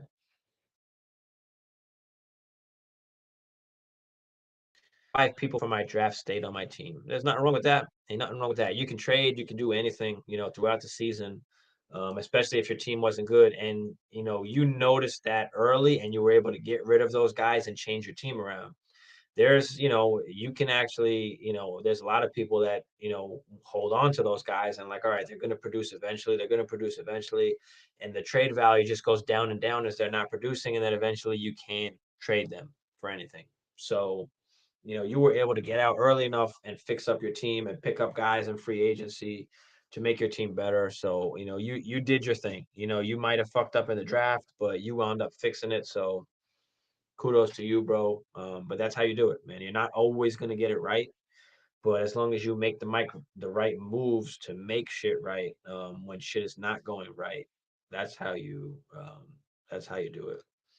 But that's it for the games. That's a good for all the review of the games that's coming up. Guys, throw questions in the chat if you got them. Before I hop off this, I got at least another 30 minutes or so, maybe more, depending if we got other people hopping in here. But let me know. Mm, I mean, Derrick Henry, this guy, fuck, man, another 28 carries. I mean, this guy is getting the rock so much. Let me go into the stats real quick.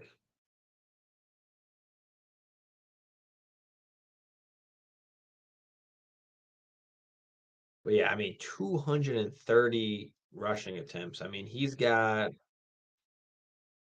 a game more than Saquon because Saquon's got 198. So they're both up there. And then after that, you've got Dameon Pierce actually with 165. So I mean, he's got after Saquon, I mean, he's got what 70 more touches than the next guy. 70, 80 touches, and the next guys after that, Chubbs, Jacobs, Mixon. I mean, that's crazy, man. It's crazy.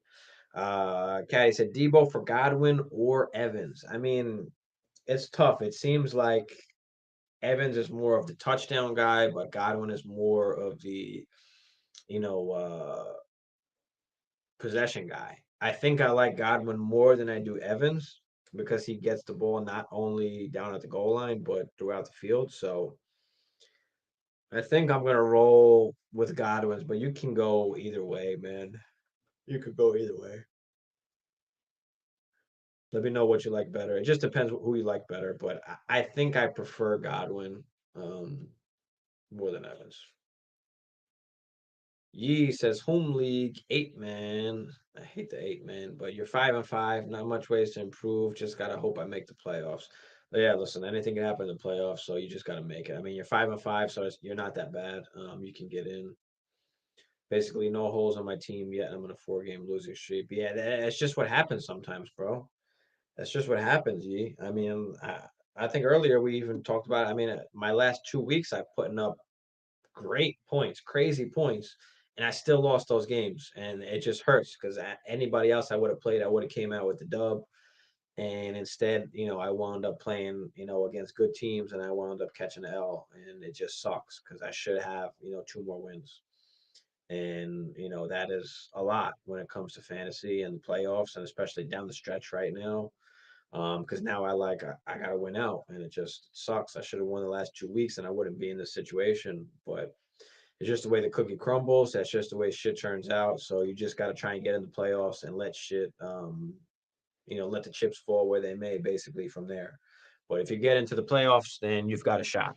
So Trade deadlines in 12 days for you. Caddy, good for you, bro. You've got time to make more moves if you need to. Some people's are later, some people's are earlier. It just depends. Blurpy, what up, my guy? Thanks for tuning in, man. Trade Kamara and Olave for Adams and Game Davis. No, I don't think I want to give up Kamara. And well, actually, yeah, you're trading Olave, you're getting Adams and Gabe Davis. Do you not need an RB? I mean, who's your other RBs that you have? I don't love getting rid of Kamara, but if you've got other RBs that you can play, then I don't mind taking Devontae, Gabe Davis. I don't love. I mean, him and Olave are like kind of in the same boat for me. I mean, he's just hit or miss. You've got ATN, you've got Cook, and you've got Henry. So yeah, Kamara is, I guess, expendable, or one of those RBs are. So yeah, in that case, I'd rather I'll take Devontae. Yeah, I'll do that. I'll take Devontae and Gabe Davis then. You know, if you've got a guy that's expendable, then that's fine. I'll do that. I'll take it. I don't love losing Kamara, but with the other RBs that you have, to get Devontae Adams is a plus for you. Two flex league. Oof. Okay, so you can actually play Kamara. Damn it. Uh,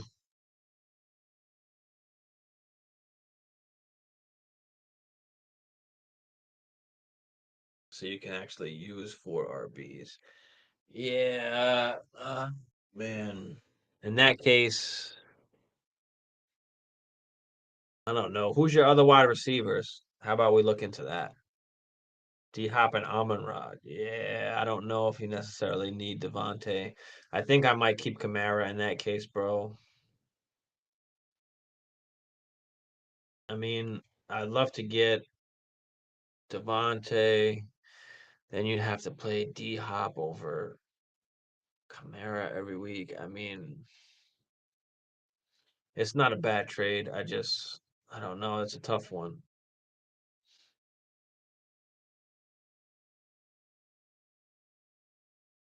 Yeah, using Olave this week because ETN is up by. I mean,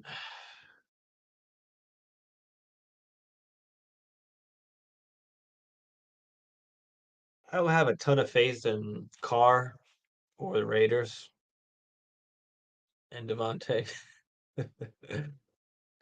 So really, it's just a matter of who do you like more? Do you like Kamara more, or do you like Adams more? Because Olave and Gabe Davis are kind of a wash for me. One is not so much greater than the other, so I don't really care. So it really depends who you like more, Kamara or Adams. That's what you got to take into consideration here. I'm gonna go with Kamara with the rushing and the. But then again, like Renfro is on IR, Waller, there's guys that are out. So Devontae's the only guy there. So it's like, fuck, do you just take the wide receiver in that case? So you can go either way, bro. I don't mind it. I think I still like yeah, it's between exactly, bro. Gabe Davis and Adams buys are gone. I know. Saints still have a week 14 bye. Yeah, so like I said, I mean, I don't mind it. It's not a bad trade at all. It just depends who you like better. And with the Raiders playing like shit and them having to pass the ball, maybe, Devontae is better. Let's see what Devontae is. Right now, he is the wide receiver 5 right now. I mean, he's at 14 point. Well, let's go to half PPR. My bad.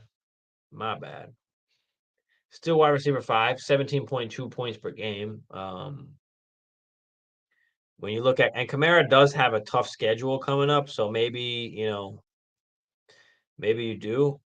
Kamara's averaging 14.8, so it's relatively close, but maybe you go with the receiver then in that case. So yeah, I don't mind it. You don't got to worry about the buys and stuff. So yeah, Camaro and Olave for yeah, absolutely. Go get Diggs. It's not a bit much, bro. It's not at all. You don't need Olave really. And Kamara can go bye-bye for Diggs. Absolutely. If you're getting Diggs, I like that, bro. I like that. It's not too much. Go spend it, bro. You're getting Diggs. I mean, Diggs is, a top guy. So you got to spend what you need to go get him. So yeah, go get Diggs. I'd rather have Diggs than Devontae.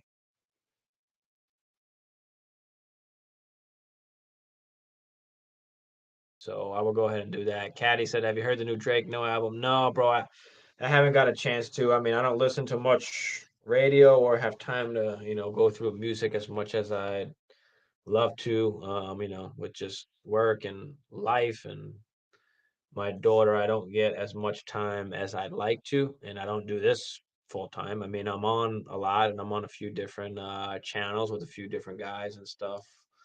Um, the Fantasy Football Network and 420 Fantasy Hustler. I spend a little time with a couple different people, couple different channels, but I don't do this unfortunately for a living. I wish I did. Eventually, maybe if we could work this channel up. That's what you guys are out there for. That's why I appreciate all y'all. That tune in because this is what I do. This is what I love. Fantasy football is life. Uh, Blurpy said, if I do this trade this week, I could start Tony at flex. Yeah, absolutely, bro. Tony, it's the perfect time to start Tony if you need to start him this week with Juju and Mecole out. So absolutely, go ahead, bro. Yeah, if you could get Diggs, go do it, bro. Easy, easy. Go do it. I mean, number two wide receiver in the league. Fuck, man. 19.6 points per game, half PPR. He got 72 catches for 985 yards, seven tutties. I mean, let's look at these targets. Tyreek Hill, Justin Jefferson, Devontae Diggs, all up there. Receptions. I mean, Cheetah's got 81 catches already for 1,100 yards, which is just crazy. Cooper Cup basically had a decent season, and he's done. Only 9 games in, 75 for 812 and six touchdowns. Oh God, it's Kamara and Olave for starting Diggs and Tony. I'm going with Diggs and Tony, bro. Diggs and Tony. Elite offense, number two wide receiver, definitely without a doubt. And Tony's going to be giving you the same production as Olave, probably. So, if not better, on a better offense. So, you're going from two shitty offenses in the Saints to two of the best offenses in the Bills and the Chiefs. So, absolutely 100%. Go do that trade right now, Blurpy. Right now, bro. Get that shit done. That's what you need to do. You need to get that done. But yeah, JJ and Cheetah are the only guys over 1,000 yards at the moment. Diggs is right under at 985. Cheetah has played a game more than those two, but I mean Terry McLaurin has jumped up, especially in yardage. AJ Brown has, he's been coming along. He's been a little bit slow, I guess, the last few, but CD doing his thing, scoring tutties, scoring points. The guy with Diggs is starting Melvin Gordon at running back too. Yeah, even better. So he has Diggs and Jefferson. Yeah, so he's ready. He's willing to give up one of them.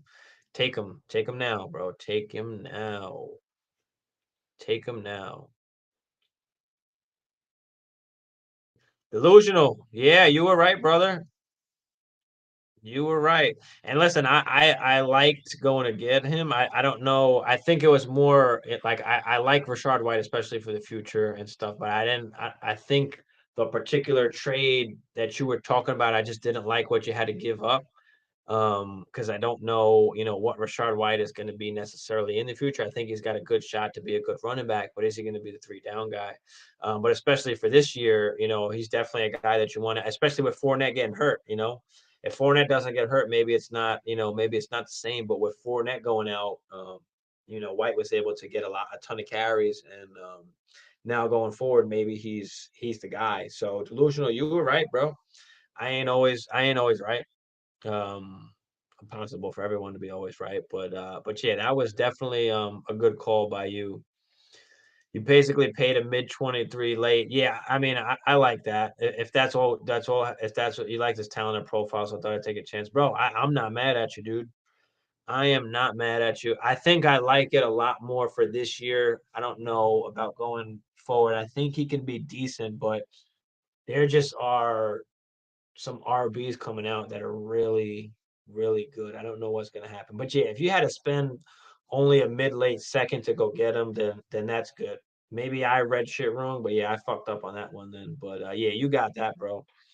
Easy. If you had to spend a mid second, I'll take him for that. It's just like I was just actually talking about this today. Brady. Obviously, we all thought think he's going to retire after the season, but now that his wife left him, his family's gone, maybe he continues to play, right? Maybe he continues to play. So who the fuck knows? Who knows? But yeah, thanks for tuning in, Delusional, and thanks for letting me know you actually you did that, and that was yeah, that was a good move. That was a good move by you. The only thing that worried me, obviously, they paid Fournette, which I don't know why they did that in the first place. I didn't really expect that, and then especially when they went out and got White. But I think White is more of like that nice pass catching. He's going to be a good, RB2 for you. So especially what you spend on him, um, I like it. Delusional. I like it, man. I know I probably didn't like it last week or whenever that was, but shit changes, bro. That's why I always say if you ask me a question on like Tuesday or Wednesday, like ask that shit again on Friday or Saturday or Sunday, because sometimes you just look at shit afterwards and you really look at it and like, oh, okay, you should have did this or you should have did that. But I like it, man. I do like it. Hey, Delusional, if follow us, make sure you follow us on Instagram, Dynasty Life Fantasy. I'll be putting out top five RBs, top five wide receivers for the 2023 rookie draft that's coming out. What I feel anyway, right now, at the moment, and obviously, things are going to change and probably will change as we get closer to the combine and the draft and next season and all that. But I'll probably put a video out too. I just have to have time to record that ish. Uh, ETN and Olave for Diggs. Yeah, I don't like giving up. Who were you giving up before? I forgot. Yeah, I'd rather give up Kamara. I don't want to give up ETN. I'd rather give up Kamara, I think. But you are still getting Diggs. So if you got to do it, like I said, you've got enough running backs where you can afford it. So it's not that bad, bro. It's not that bad. If you've got to do it to get Diggs, then absolutely I'll go do it.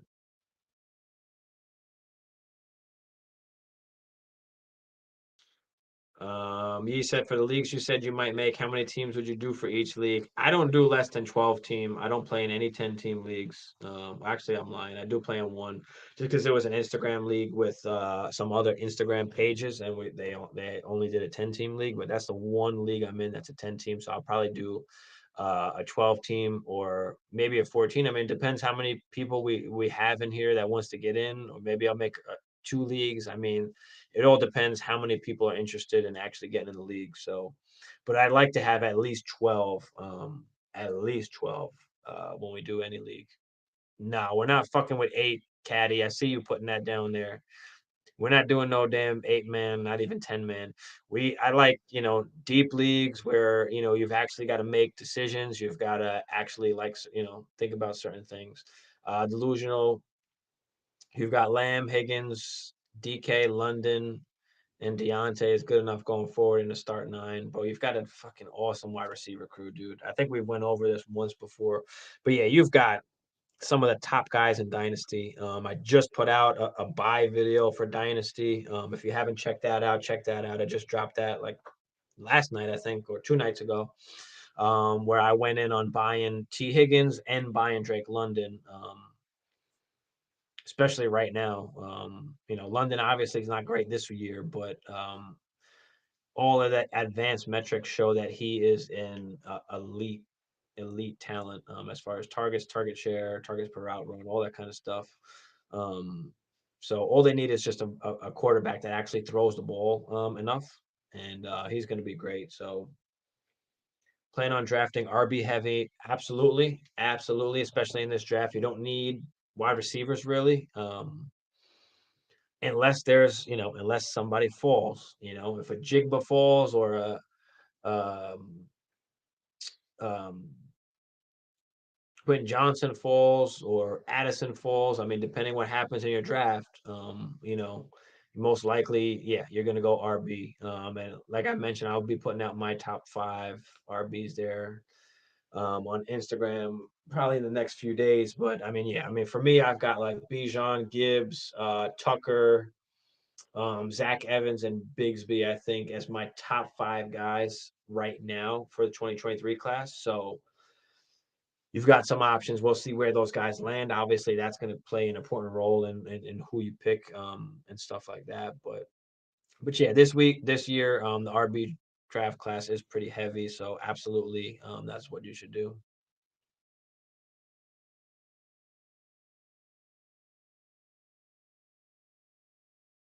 Playoffs are harder to get in since there's less people. Playoff. I mean, it depends how many playoffs what do you have? 4 teams that make the playoffs. I mean, when you do 12 teams, you got 6 teams that make the playoffs. So if you're a bottom half team, you don't make the playoffs. 8 man is the hardest thing. You got to decide if you want to start ETN or Worker in the flags. I mean, yeah, that's true, but who wants to do that? That's no fun. You want to get deeper in. You want to get guy. You want to play for guys. That you actually have to think about and assess situations and shit like that. I don't want to choose between ETN or Walker every week. You're never going to get that right. Never. That's just 50-50 luck of the fucking draw. But when you got more flexes in there and you've got more teams in there, it's a lot deeper and you've got to pick guys that are not necessarily top guys and see what you can do. But Delusional says running backs are Swift, Jamal, Brees, Monty, Jeff Wilson, Rashard White. I'd love to get a hold of Gibbs, but I bet he goes earlier than I land as I'm currently 5-5. I mean, is this super flex? I don't remember if Delusional if you're playing in super flex or not.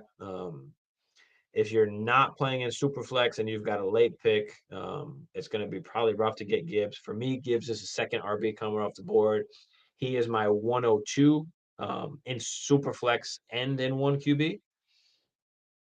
Um, I'm not passing up on Bijan or Gibbs for QB if you're playing in Superflex. But yeah, if it's not Superflex, I mean Gibbs is probably the 102. He's 102 for yeah. You're in Superflex, so I mean yeah, it depends. If people need QBs or if people love the QBs, they might go after those QBs. You might have some RBs fall to you, whether it's Gibbs or Tucker or I'm not sure what place you're in right now or what pick you're looking at or looking to get, but yeah.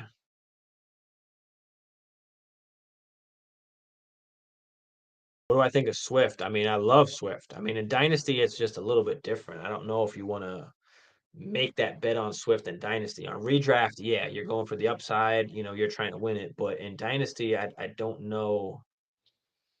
Like if I can move Swift in Dynasty, I'd move him. You've got Brees, you've got Monty, especially right now. Like especially like are you trying? I know you said you're 5-5. Are you trying to get into the playoffs? Are you in the playoffs right now? Or are you not going to make the playoffs? Because if you're not, like get rid of Swift and get rid of Jamal. Get those points off of your team. I'd probably even get rid of Monty too. I mean, Jeff Wilson, you can get picks right now. Like you can just retool your whole running back room next year. I don't know how high of a pick you can get, but if you can get rid of some of those guys and get an early pick, I mean, I would definitely look into that. Caddy said also because we don't know many people that are willing to bid 75 on a fantasy football league. Yeah, I mean, listen, my home leagues are probably all like $100.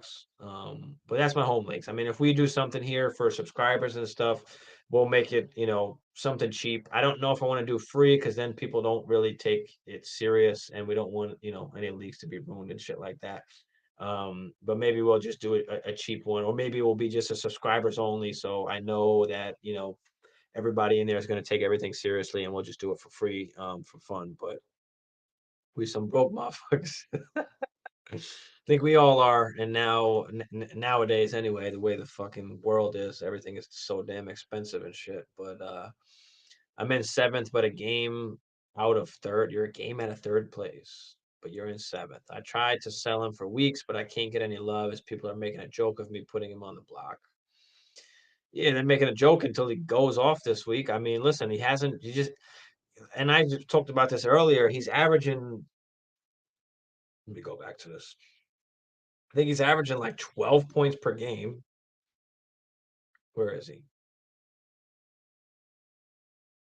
He's averaging 12 points per game, and he's only played in 6 games, and he's not getting many touches.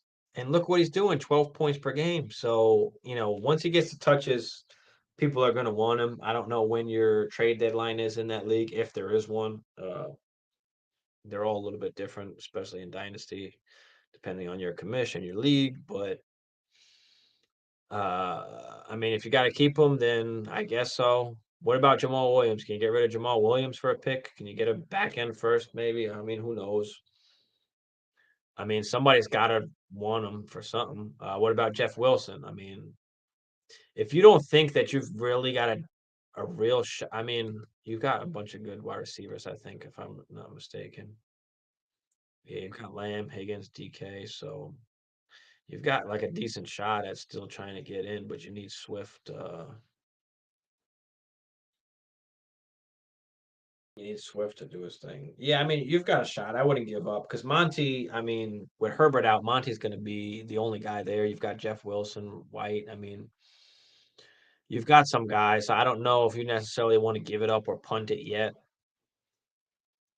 You might just want to try and win it all, especially if you're one game out of third. I mean, 'cause you've got a solid team. So yeah, Stevenson, D Hop, and Garrett. Stevenson, D Hop, and Garrett for Diggs and CPAT. No, I'm not messing with CPAT. CPAT, I'm a little bit worried. Obviously, he didn't get carries really last week. Are they just going to be giving these 4 different guys the ball in the backfield? I don't like that one. Go back to the ones you had before. I don't like that one. I don't like getting back CPAT. I like getting Diggs, but it's week 12. All right, so you got a little bit. What is one? Is that one more week? What are we? 11 now. I'm stuck with him at least until the offseason. I put Jamal, Monty Swift all on the block and no bites so far. My QBs are Lamar, T-Law, and Watson. I feel like I have a chance. Yeah, listen, if you feel like you have a chance, then you can stay put. Especially if nobody's biting, no problem. Just wait it out because you don't want to get, especially in Dynasty, you don't want to like jump the gun and get rid of guys when you don't need to necessarily yet. People think about values and they fluctuate up and down like so much every game that they play. So nobody wants Swift right now until he plays the rest of the season and scores 20 points per game. And then in the offseason, everybody's going to be wanting him and trying to jump all over him. So you've got to just, you know, you've got to make the bet that he is going to, turn into something and stay healthy, and then be able to move him once his value is up. But his value is so down right now, and if you can't get anything, then you might as well just hold off. So yeah, if you've got a shot, then go for your shot, bro. Go for your shot. Um, but yeah, I'm kind of well, I'm not in the same situation, but yeah, I'm 6-4 right now in one of the home dynasty leagues with the other guys, with Hammer and Bagala, and 6-4. I've got a decent squad, and it's sad because I tried to lose basically. I lost Javante before the season. I traded Cheetah for him, which sucked.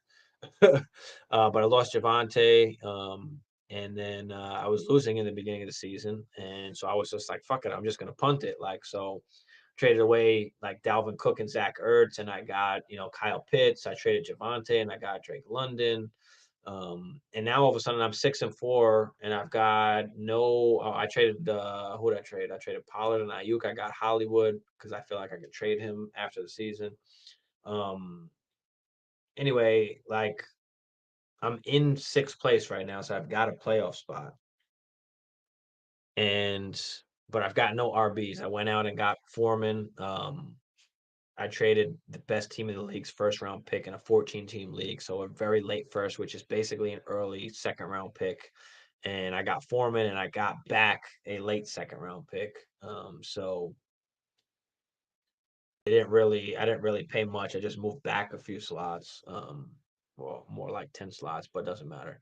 Um, so I'm like, shit, I might actually have a chance. So I'm, trying for it because I feel like, the teams in my league, they're not that strong. So I definitely have a chance. So I was gonna punt it, and then I've changed my mind because now I'm in the playoff spot, and I'm like, all right, fuck it.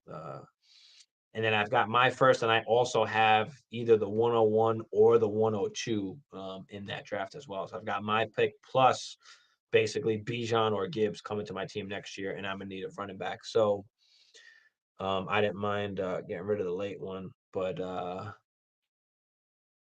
I feel it. But yeah, bro, your team looks good, especially at wide receiver. You're set. You might just need some RBs, and that's pretty much it. I think we went over this for Diggs and Carter. I mean, damn. I feel like Stevenson and D Hop is a lot. Like that's a number one running back, RB1, and plus, another wide receiver one just to get another wide receiver one. I mean, I just feel like it's a lot. Can you give up D Hop and I don't know, man. You had some other ones I liked better before. I mean, you've got the RBs to do it. So I want to get Diggs in your current situation. I want to get Diggs. So yeah, listen, in Dynasty, I mean, Pitts is not going to be great this year. Obviously, we've seen that the offense they're in.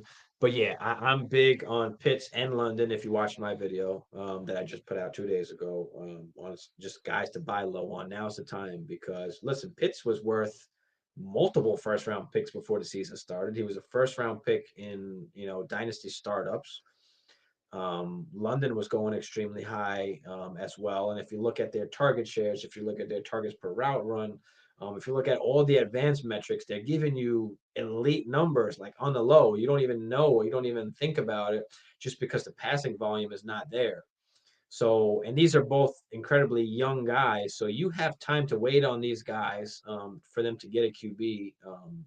So they can be, but they're going to be elite guys. And those are guys that you want. So, yeah, Pitts, he just doesn't help you out this year that much. And that's why I say go and buy him because he's a buy low.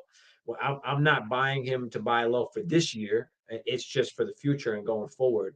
So you've always got to look forward for your dynasty teams as well. But yeah, I love Pitts and I love London for the future, not for this year. They're not going to help you this year, unfortunately. But Foreman is solid. Yeah. And he was the cheapest I could get. I couldn't get anything, and I just needed an RB. So, and Jeff Wilson was going to cost me too much. You sold him to the first place team for Jeff Wilson, a 25 second, third, and fourth. Yeah, bro. Awesome. Awesome. Awesome. Jeff Wilson is basically going to give you the same production now. And then you got also the 3 picks on top of it. That's an awesome trade, bro. Awesome trade. That's good shit. That's what That's what we call an 8 to 10. That's just good shit. It's just a crime. And that's what we strive for, guys. That's what we do. Caddy says you got 3 trades sent out. A Rob Hollywood for Godwin. Okay, I like that. D Hop, A Rob, and Stevenson for Hill. All right. Debo for Godwin. All right. Yeah, bro. Just spam out trades and see who accepts, if any do. I usually like to write a message in the trades, like, you know, stated my case or just let me know this way to just open up talks because they might not like that particular trade that you sent, but they might be looking at something else or looking for somebody else on your team or something else to add to the trade or negotiate with. So it's always easier to kind of talk it out sometimes and negotiate than just if they decline it, then just hit him. If he declines it, then just hit him back and be like, yo, what's good? Like, what do you want to do? What you looking for? Is that not enough? Do you not like that guy? Connor or Foreman rest of season. think you gotta go with Connor just because he's the only guy that's there. I mean, you still have Chuba there and with Foreman, and then on top of that, just the negative game script, like we saw when Foreman had the negative game script, he wasn't getting the ball, didn't get a lot of touches, get a lot of carries. Where Connor, on the other hand, is going to be on the field pretty much no matter what the situation is. So, and he's on a better offense. So I like Connor a lot. I like Connor better, better than Foreman.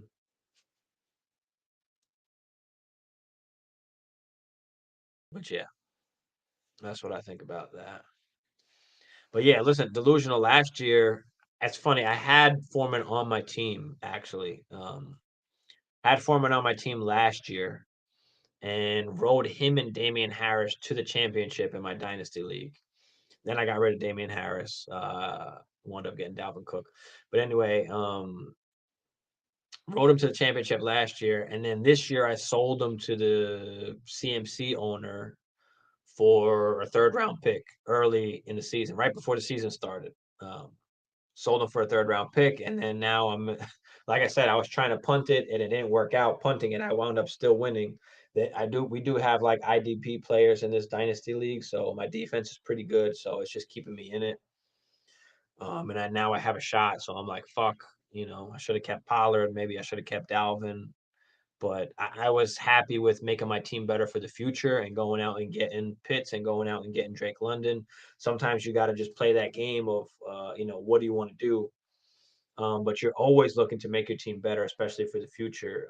And for me, sometimes I just like the process over players because I'm trying to build for the long run as well. So, and if you can get elite players at a young age for cheap, just because they're not playing well or the situation is not what you want it to be right now.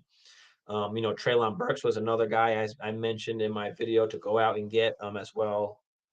He was just an honorable mention I threw in there. And then look what he did last night. So, a lot of these guys sometimes, especially, they're so expensive when they're first coming out and when the picks are there and when the drafts are there. And then, once the season starts and they're on people's teams and those teams are doing well and they've got these guys on their benches that aren't performing and not in the best situation, they're very more likely to give up those guys to get some points in return to help them win. So,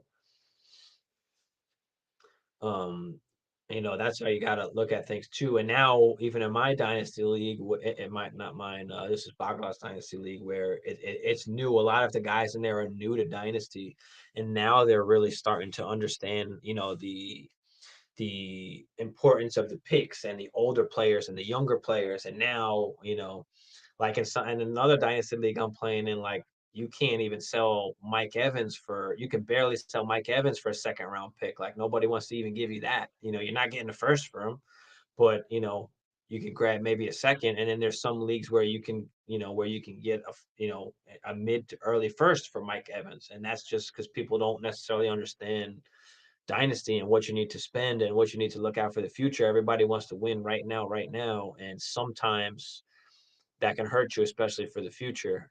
So you definitely have to have a good sense of older players and younger players, and you've kind of got to mix it up to help you, win. And especially in these start nine, start tens, we're looking at more of the wide receivers. We want to build around that because they're going to last you longer.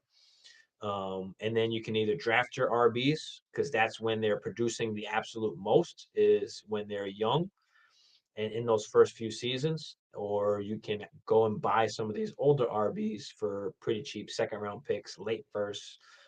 That's how I look at it, especially in Dynasty. I'm looking at wide receivers and I'm either drafting the RBs or I'm buying the older RBs for cheaper. So that's what you got to do. And then Delusional says, "This is my first year of Dynasty. I'm struggling as I don't know which direction to go.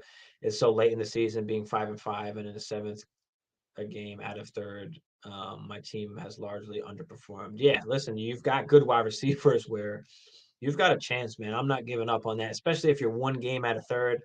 I don't think I'm ready to punt that, especially with the team that you have. Like not in dire need to get a top draft pick. Of course, you want that, and that would be great. But at the same time, if you've got a chance to win, you want to take that chance, to win. So I think you're okay. I'd wait it out, and see where it lands, because you can it sounds like, it looks like you should be able to get into the playoffs with the team that you have. Especially with Herbert hurt now, you've got Monty going to be getting all the work, so you've got a decent enough chance to try and win it. So I wouldn't punt it, at this point. But you always want to try and get those young elite players, at their cheapest price. So, like I said, before this season, Pitts was going for multiple firsts. Like, I'm talking about two, three firsts and some, and a player. Same thing with Drake London. Drake London was going for multiple firsts in order to get him. So if you can get those guys for cheap without having to give up what you had to give up before the season, I mean, that's how you have to do it. Especially nowadays where everything kind of fluctuates back and forth as far as the values and what people feel.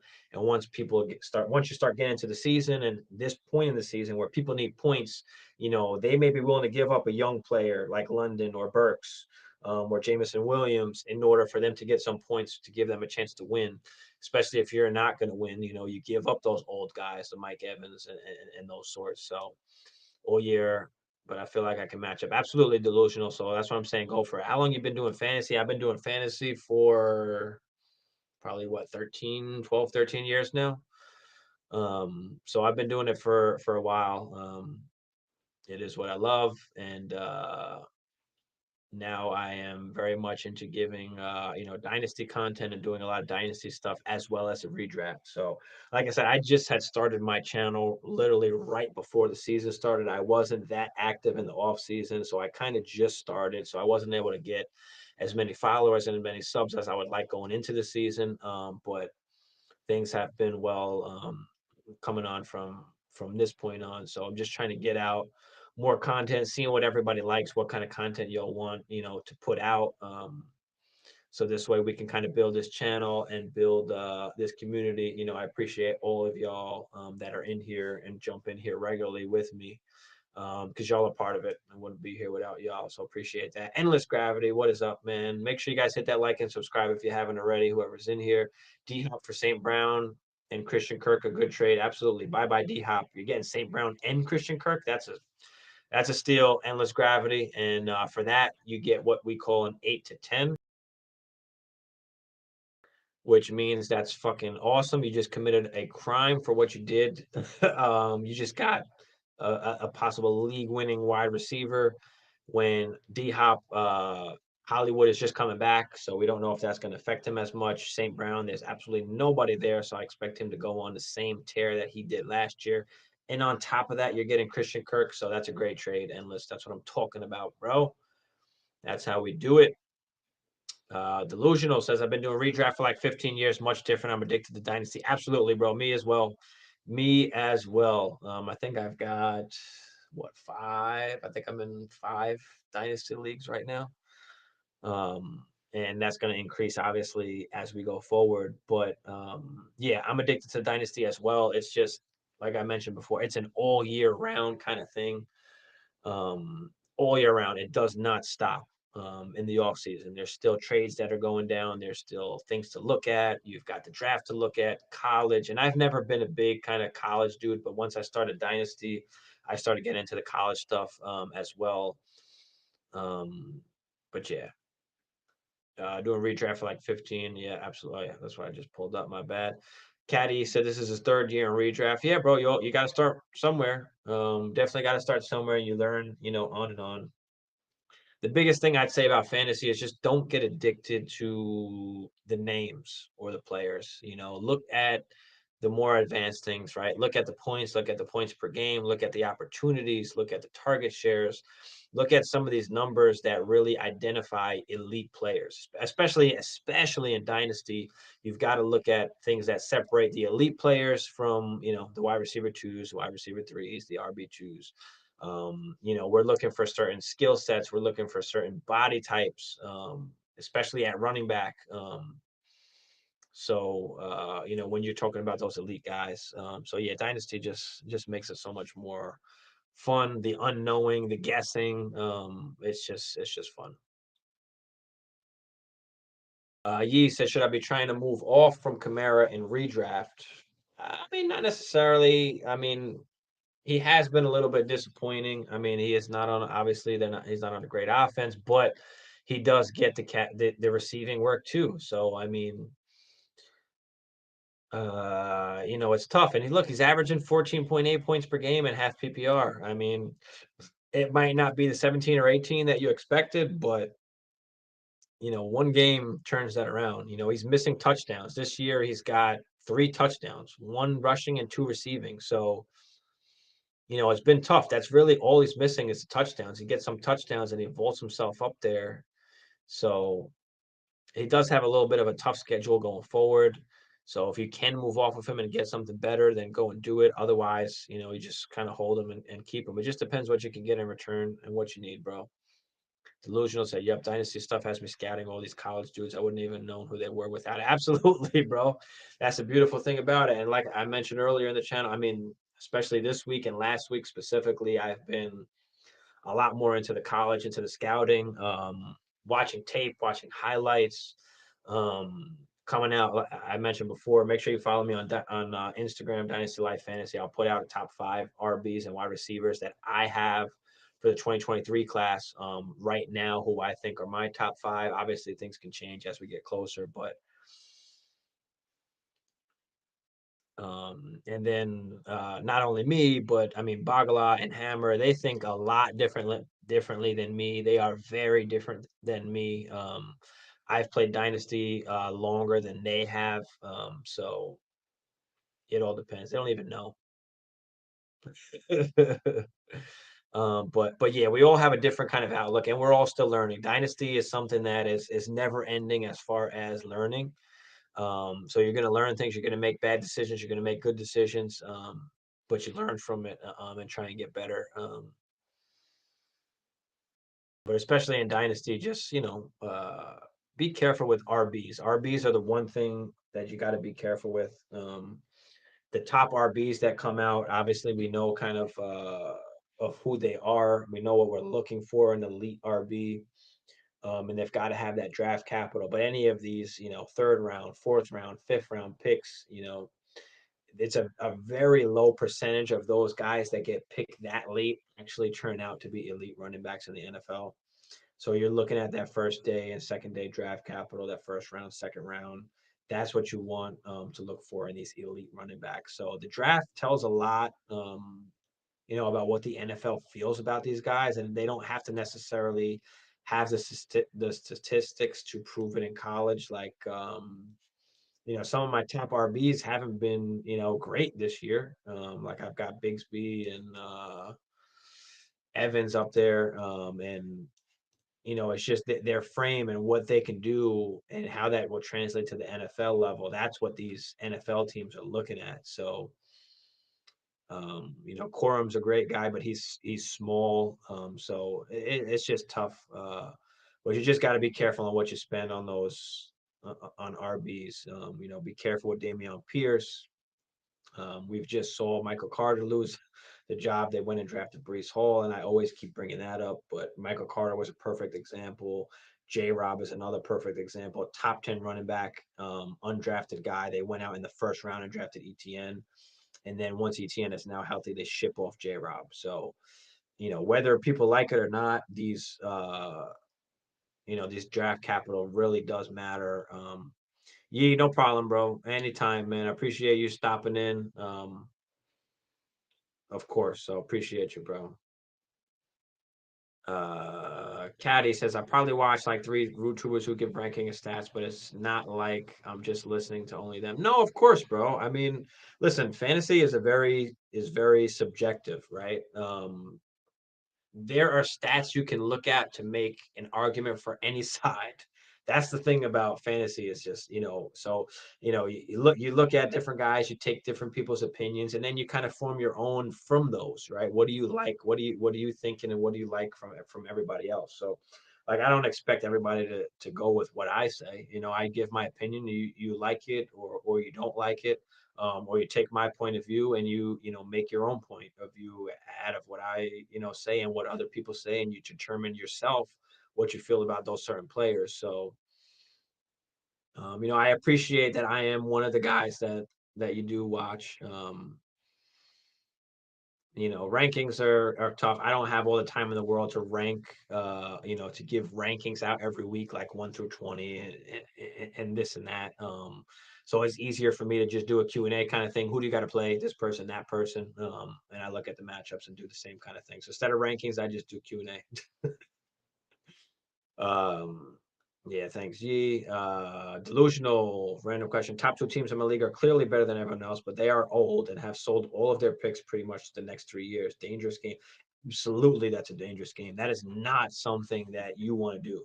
And that's one of the things where, especially if you're new to Dynasty, where you want to win, and you're like, oh, I don't need these picks for the next few years. I can give them up.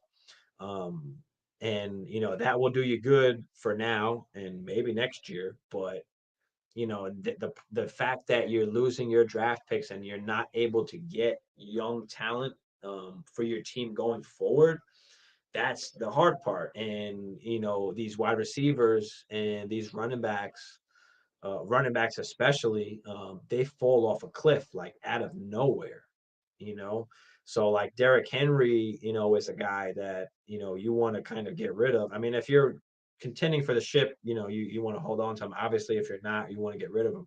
But even if you are contending, I would have got rid of him already because I'm one that's like, I'd rather get out a year early than a year late, especially when it comes to the running back. So if you can get out early before the fall off happens, before they get too old, before you can't get, you know, the value out of them. So for me, is like I never want to let anybody die on my team, and I don't want to let anybody lose value to where I get nothing out of them. So um, that is my thing about that. So I'm getting rid of wide receivers at 28, 29. Maybe I ride some guys up to 30. It all kind of depends on the situation. But yeah, I'm usually getting rid of guys 28, 29. Running backs, you're usually getting rid of 27, 28. So you just don't want to get nothing out of them. Like, because like Mike Evans is a perfect example where after this year, like you're not getting a first round pick for Mike Evans. You're lucky if you get a second round pick, especially if Tom Brady retires and they've got to bring in a QB. So like that's a difference where it's like, all right, I'd rather get rid of Mike Evans and take what I can get for him. Can I get a late first for him? I'll take it. Bye bye. Can I get a younger wide receiver for him instead and trade Evans to the team that wants all the old guys and wants to win now? But yeah, it's a very dangerous game when you're trading your draft picks. I always say, you want to keep your draft pick because you never know, especially early in the season and before the season, because you never know what's going to happen with your team. If you've got guys that get hurt and you don't have your first round draft pick, now you're going into next season and what would have been a high draft pick for you to get an elite level talent, and now you get nothing because you've traded away, your draft pick or your future. So it's tough. The only time I recommend trading away a first round pick or your draft pick is, if you need to get something that's going to bring you over the edge, to make a push. So if you've got a late first round pick, I don't mind spending that. In Superflex, it's a little bit different. I still don't even like spending the late pick because in Superflex, those QBs go early. So sometimes that those elite RBs or wide receivers can fall down to you even late in the draft. But if you need something to put you over the top, like I don't mind spending a late first. Like I mentioned to you, like I had 3 firsts going into next year.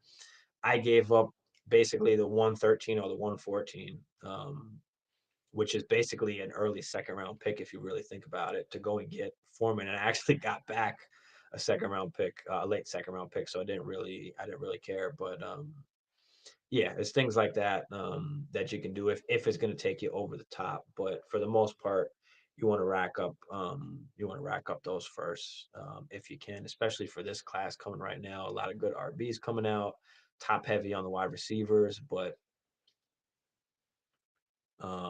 yeah, you always want to kind of hold on to your draft picks if you can, because that's how you build the team. But yeah, some of these older wide receivers, if guys have, and some of these older running backs, they're gonna hurt. They're gonna be hurting sooner or later, and you'll see. And that might not happen this year, um, but next year and the year after, I mean, depending, what players that they have, things are gonna start falling apart. There's a very good chance that the Bills, the Eagles, um, who else are going to draft, running backs? The Cardinals, right? So Connor, you got to be careful with. A lot of these teams are probably going to draft running backs. Some older guys here. I mean, Green Bay, there's a good chance Aaron Jones is gone. I don't think they're giving the reins to AJ Dillon, so they might bring in, a running back. Tampa, I know, White has been kind of the guy there. Lenny, they gave him the contract, but doesn't seem like he's doing much. Stevenson should be the guy going into next year with his talent, but you know how Bill Belichick is. He might just go out and draft somebody too. You never know. Houston, I doubt they go into next year with just Pierce and Burkhead. So they can draft a running back. So it's tough. Like the running backs, just that position, it just changes from year to year. And GMs and coaches, they don't care how good you did. Your draft capital is really what matters. They're going to go out and get the guy that everybody loves. Not only for the team but for the money, for the revenue, for all that shit. The Cowboys, right? Zeke, there's a good chance he's gone next year. I don't think they're giving the reins to Tony Pollard. They might bring in a running back too. Saints, same kind of thing. They were looking to even move Kamara, but it's just rough. I mean, there's a few like Kenny Walker's basically in this draft that's coming up. So delusional, going head to bed, work in the morning. Yeah, man, I got work in the morning too. So I'm gonna have to get out of here in a couple minutes anyway. But appreciate you, brother. Thanks for always tuning in, man. I definitely appreciate you. I'll be on tomorrow, so catch me on tomorrow. And I'll be putting out some more Dynasty content, delusional. Comment in one of my videos something that you want us to do, or some kind of content you're looking for. A lot of good Dynasty content creators out there as well. But what is considered old in Dynasty? So, Caddy, there's, you look at history, basically. If you look at history, the running backs ages 28 and older have not been elite running backs. There have not been many of them that have been elite running backs. So hold on, let me see. I think I've got actually some things pulled up here.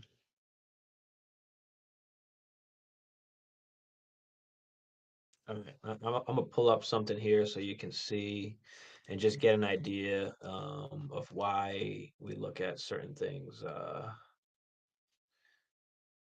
All right, so this is RB1 numbers, top 12 RBs. And you can see it goes by age. They have sample how many guys they were looking at, and then top 12 finishes, their percentages.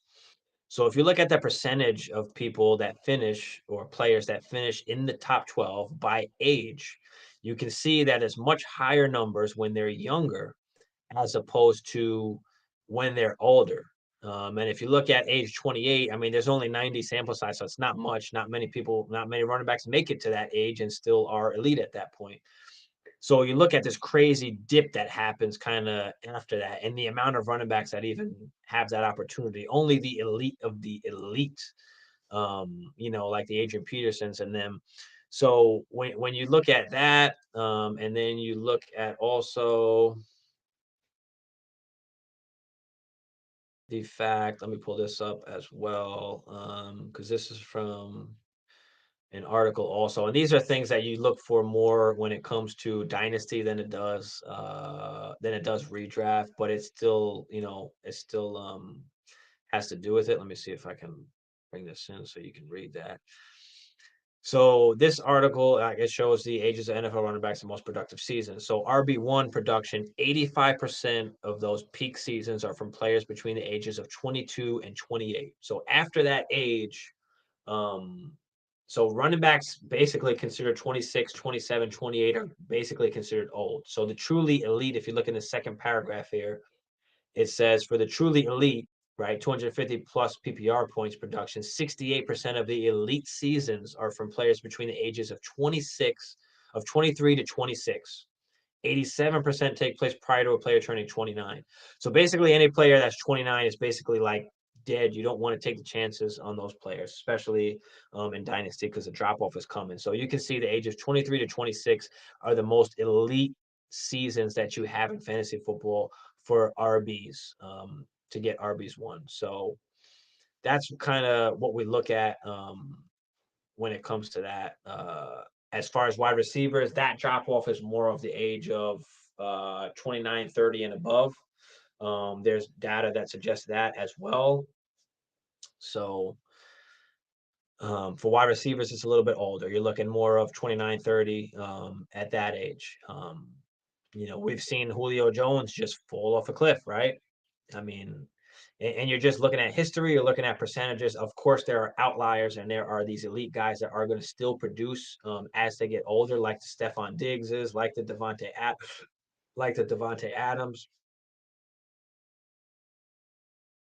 And not only the production, they're giving you great production, but they're also not, because they're so old, they're not worth a lot. So you can't trade them for anything good once they're getting older. So at that point in time, you're kind of just stuck with them. And that's sometimes what you have to put into play is, are you okay with them dying on your team to try and win a ship? Or do you try and go out and get young elite talent and find that? So Caddy is very different.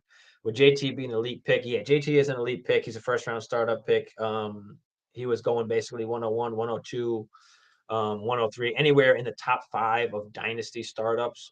He's a young running back.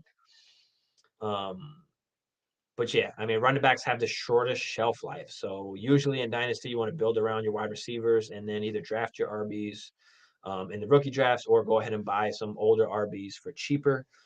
Basically, you've got to just attack teams that are older. Um,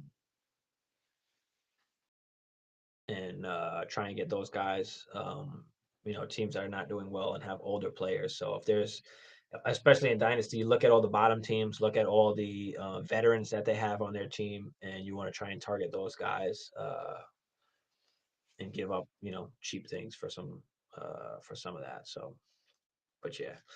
Any other questions out there? Throw them in. I'm about to be out of here, Caddy. Appreciate you jumping in, man. As always. Thanks for being part of the crew here. I mean, once I get like monetized, listen, we need 1,000 subscribers. If we can get to 1,000 subscribers, we can do the monetization. So I can have special emojis for everybody that is part of the crew. We can have moderators, all of y'all. So it would be cool.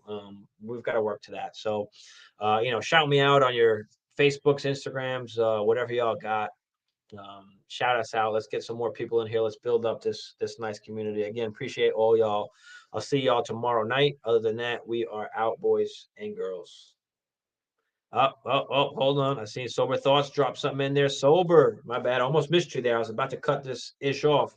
Can we drop AJ Dillon? At this point, no. And the reason why I'm saying no is because of course, there's a possible chance that Aaron Jones gets hurt. If Aaron Jones gets hurt, then AJ Dillon is the guy. So for that reason, I'm not going to drop AJ Dillon.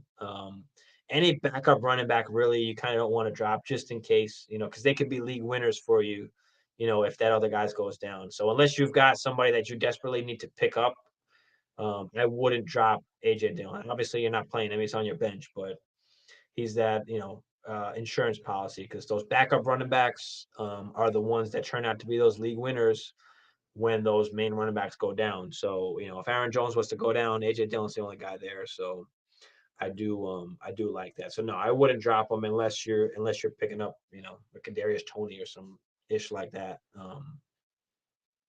Donald Trump's hair. What is up, bro? It's been a while, man. It has been a while. Thanks for tuning in. I was just about to hop off too, as you guys are throwing these last questions. So make sure you throw any questions you have in the chat before I hop off here. But half PPR, Mahomes, Mixon, Jones, Pitts, Mike Williams, and Cooper. Do I play Garrett Wilson or Gus at flex? Also, do I trade Cooper and Gus for Foreman and Hollywood?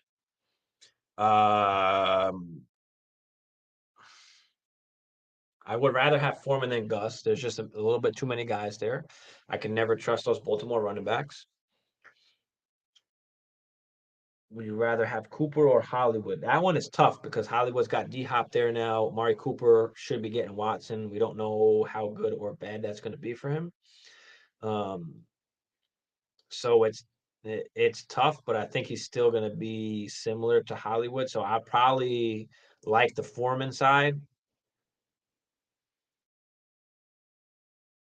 Yeah, I do like the Foreman Hollywood side. I think I'd rather have Foreman than Gus.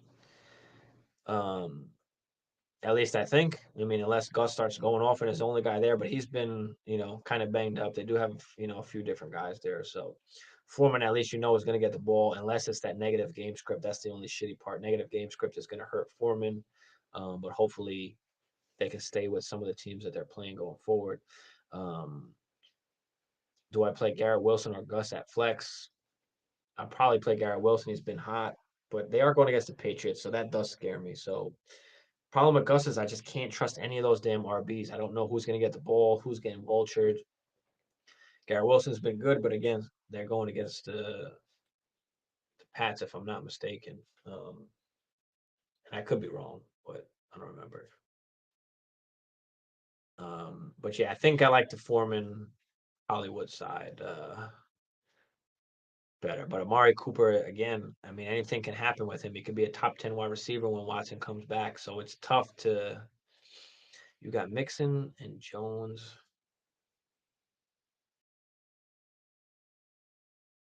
Then you got to play Mike. Wow, man, I don't know that's a rough one, man. You got Wilson and Rashard on the bench, so you don't need an RB, so you're not pressed to go get Foreman. I mean, especially with Wilson and Rashard on the bench. Rashard looks like he just took over, and then you've got Jeff Wilson who looks like he just took over too. So, I mean, you've got plenty of running backs, so I'm not trying to go get Foreman.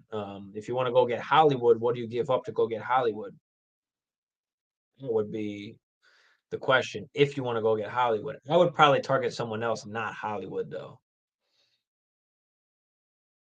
Like if you can trade, and Mike Williams should be back, but again, he's going to be hit or miss too, so that's going to be rough. But yeah, I wouldn't do that trade, being that you have what you have and who you have on your bench. I mean, there's no need to go get Foreman. And like I said, Hollywood and Cooper is probably just a wash at this point. So I don't know, bro. I probably just stay put. I don't think I'd do that. I don't think I'd do that trade. But let me know what your thoughts are.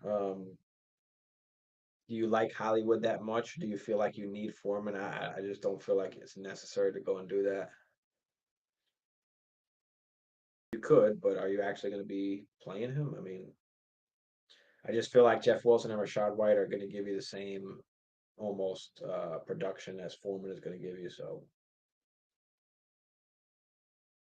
Jeff Wilson's on a way better offense. Rashad White, same thing. Rashad's on a way better offense. So, but let me know before I end this stream. I'm about to get off of here, but of course I'm here. Answer any last minute questions y'all got. Throw them in the chat. Other than that, I'll probably be getting out of here in the next minute or so. But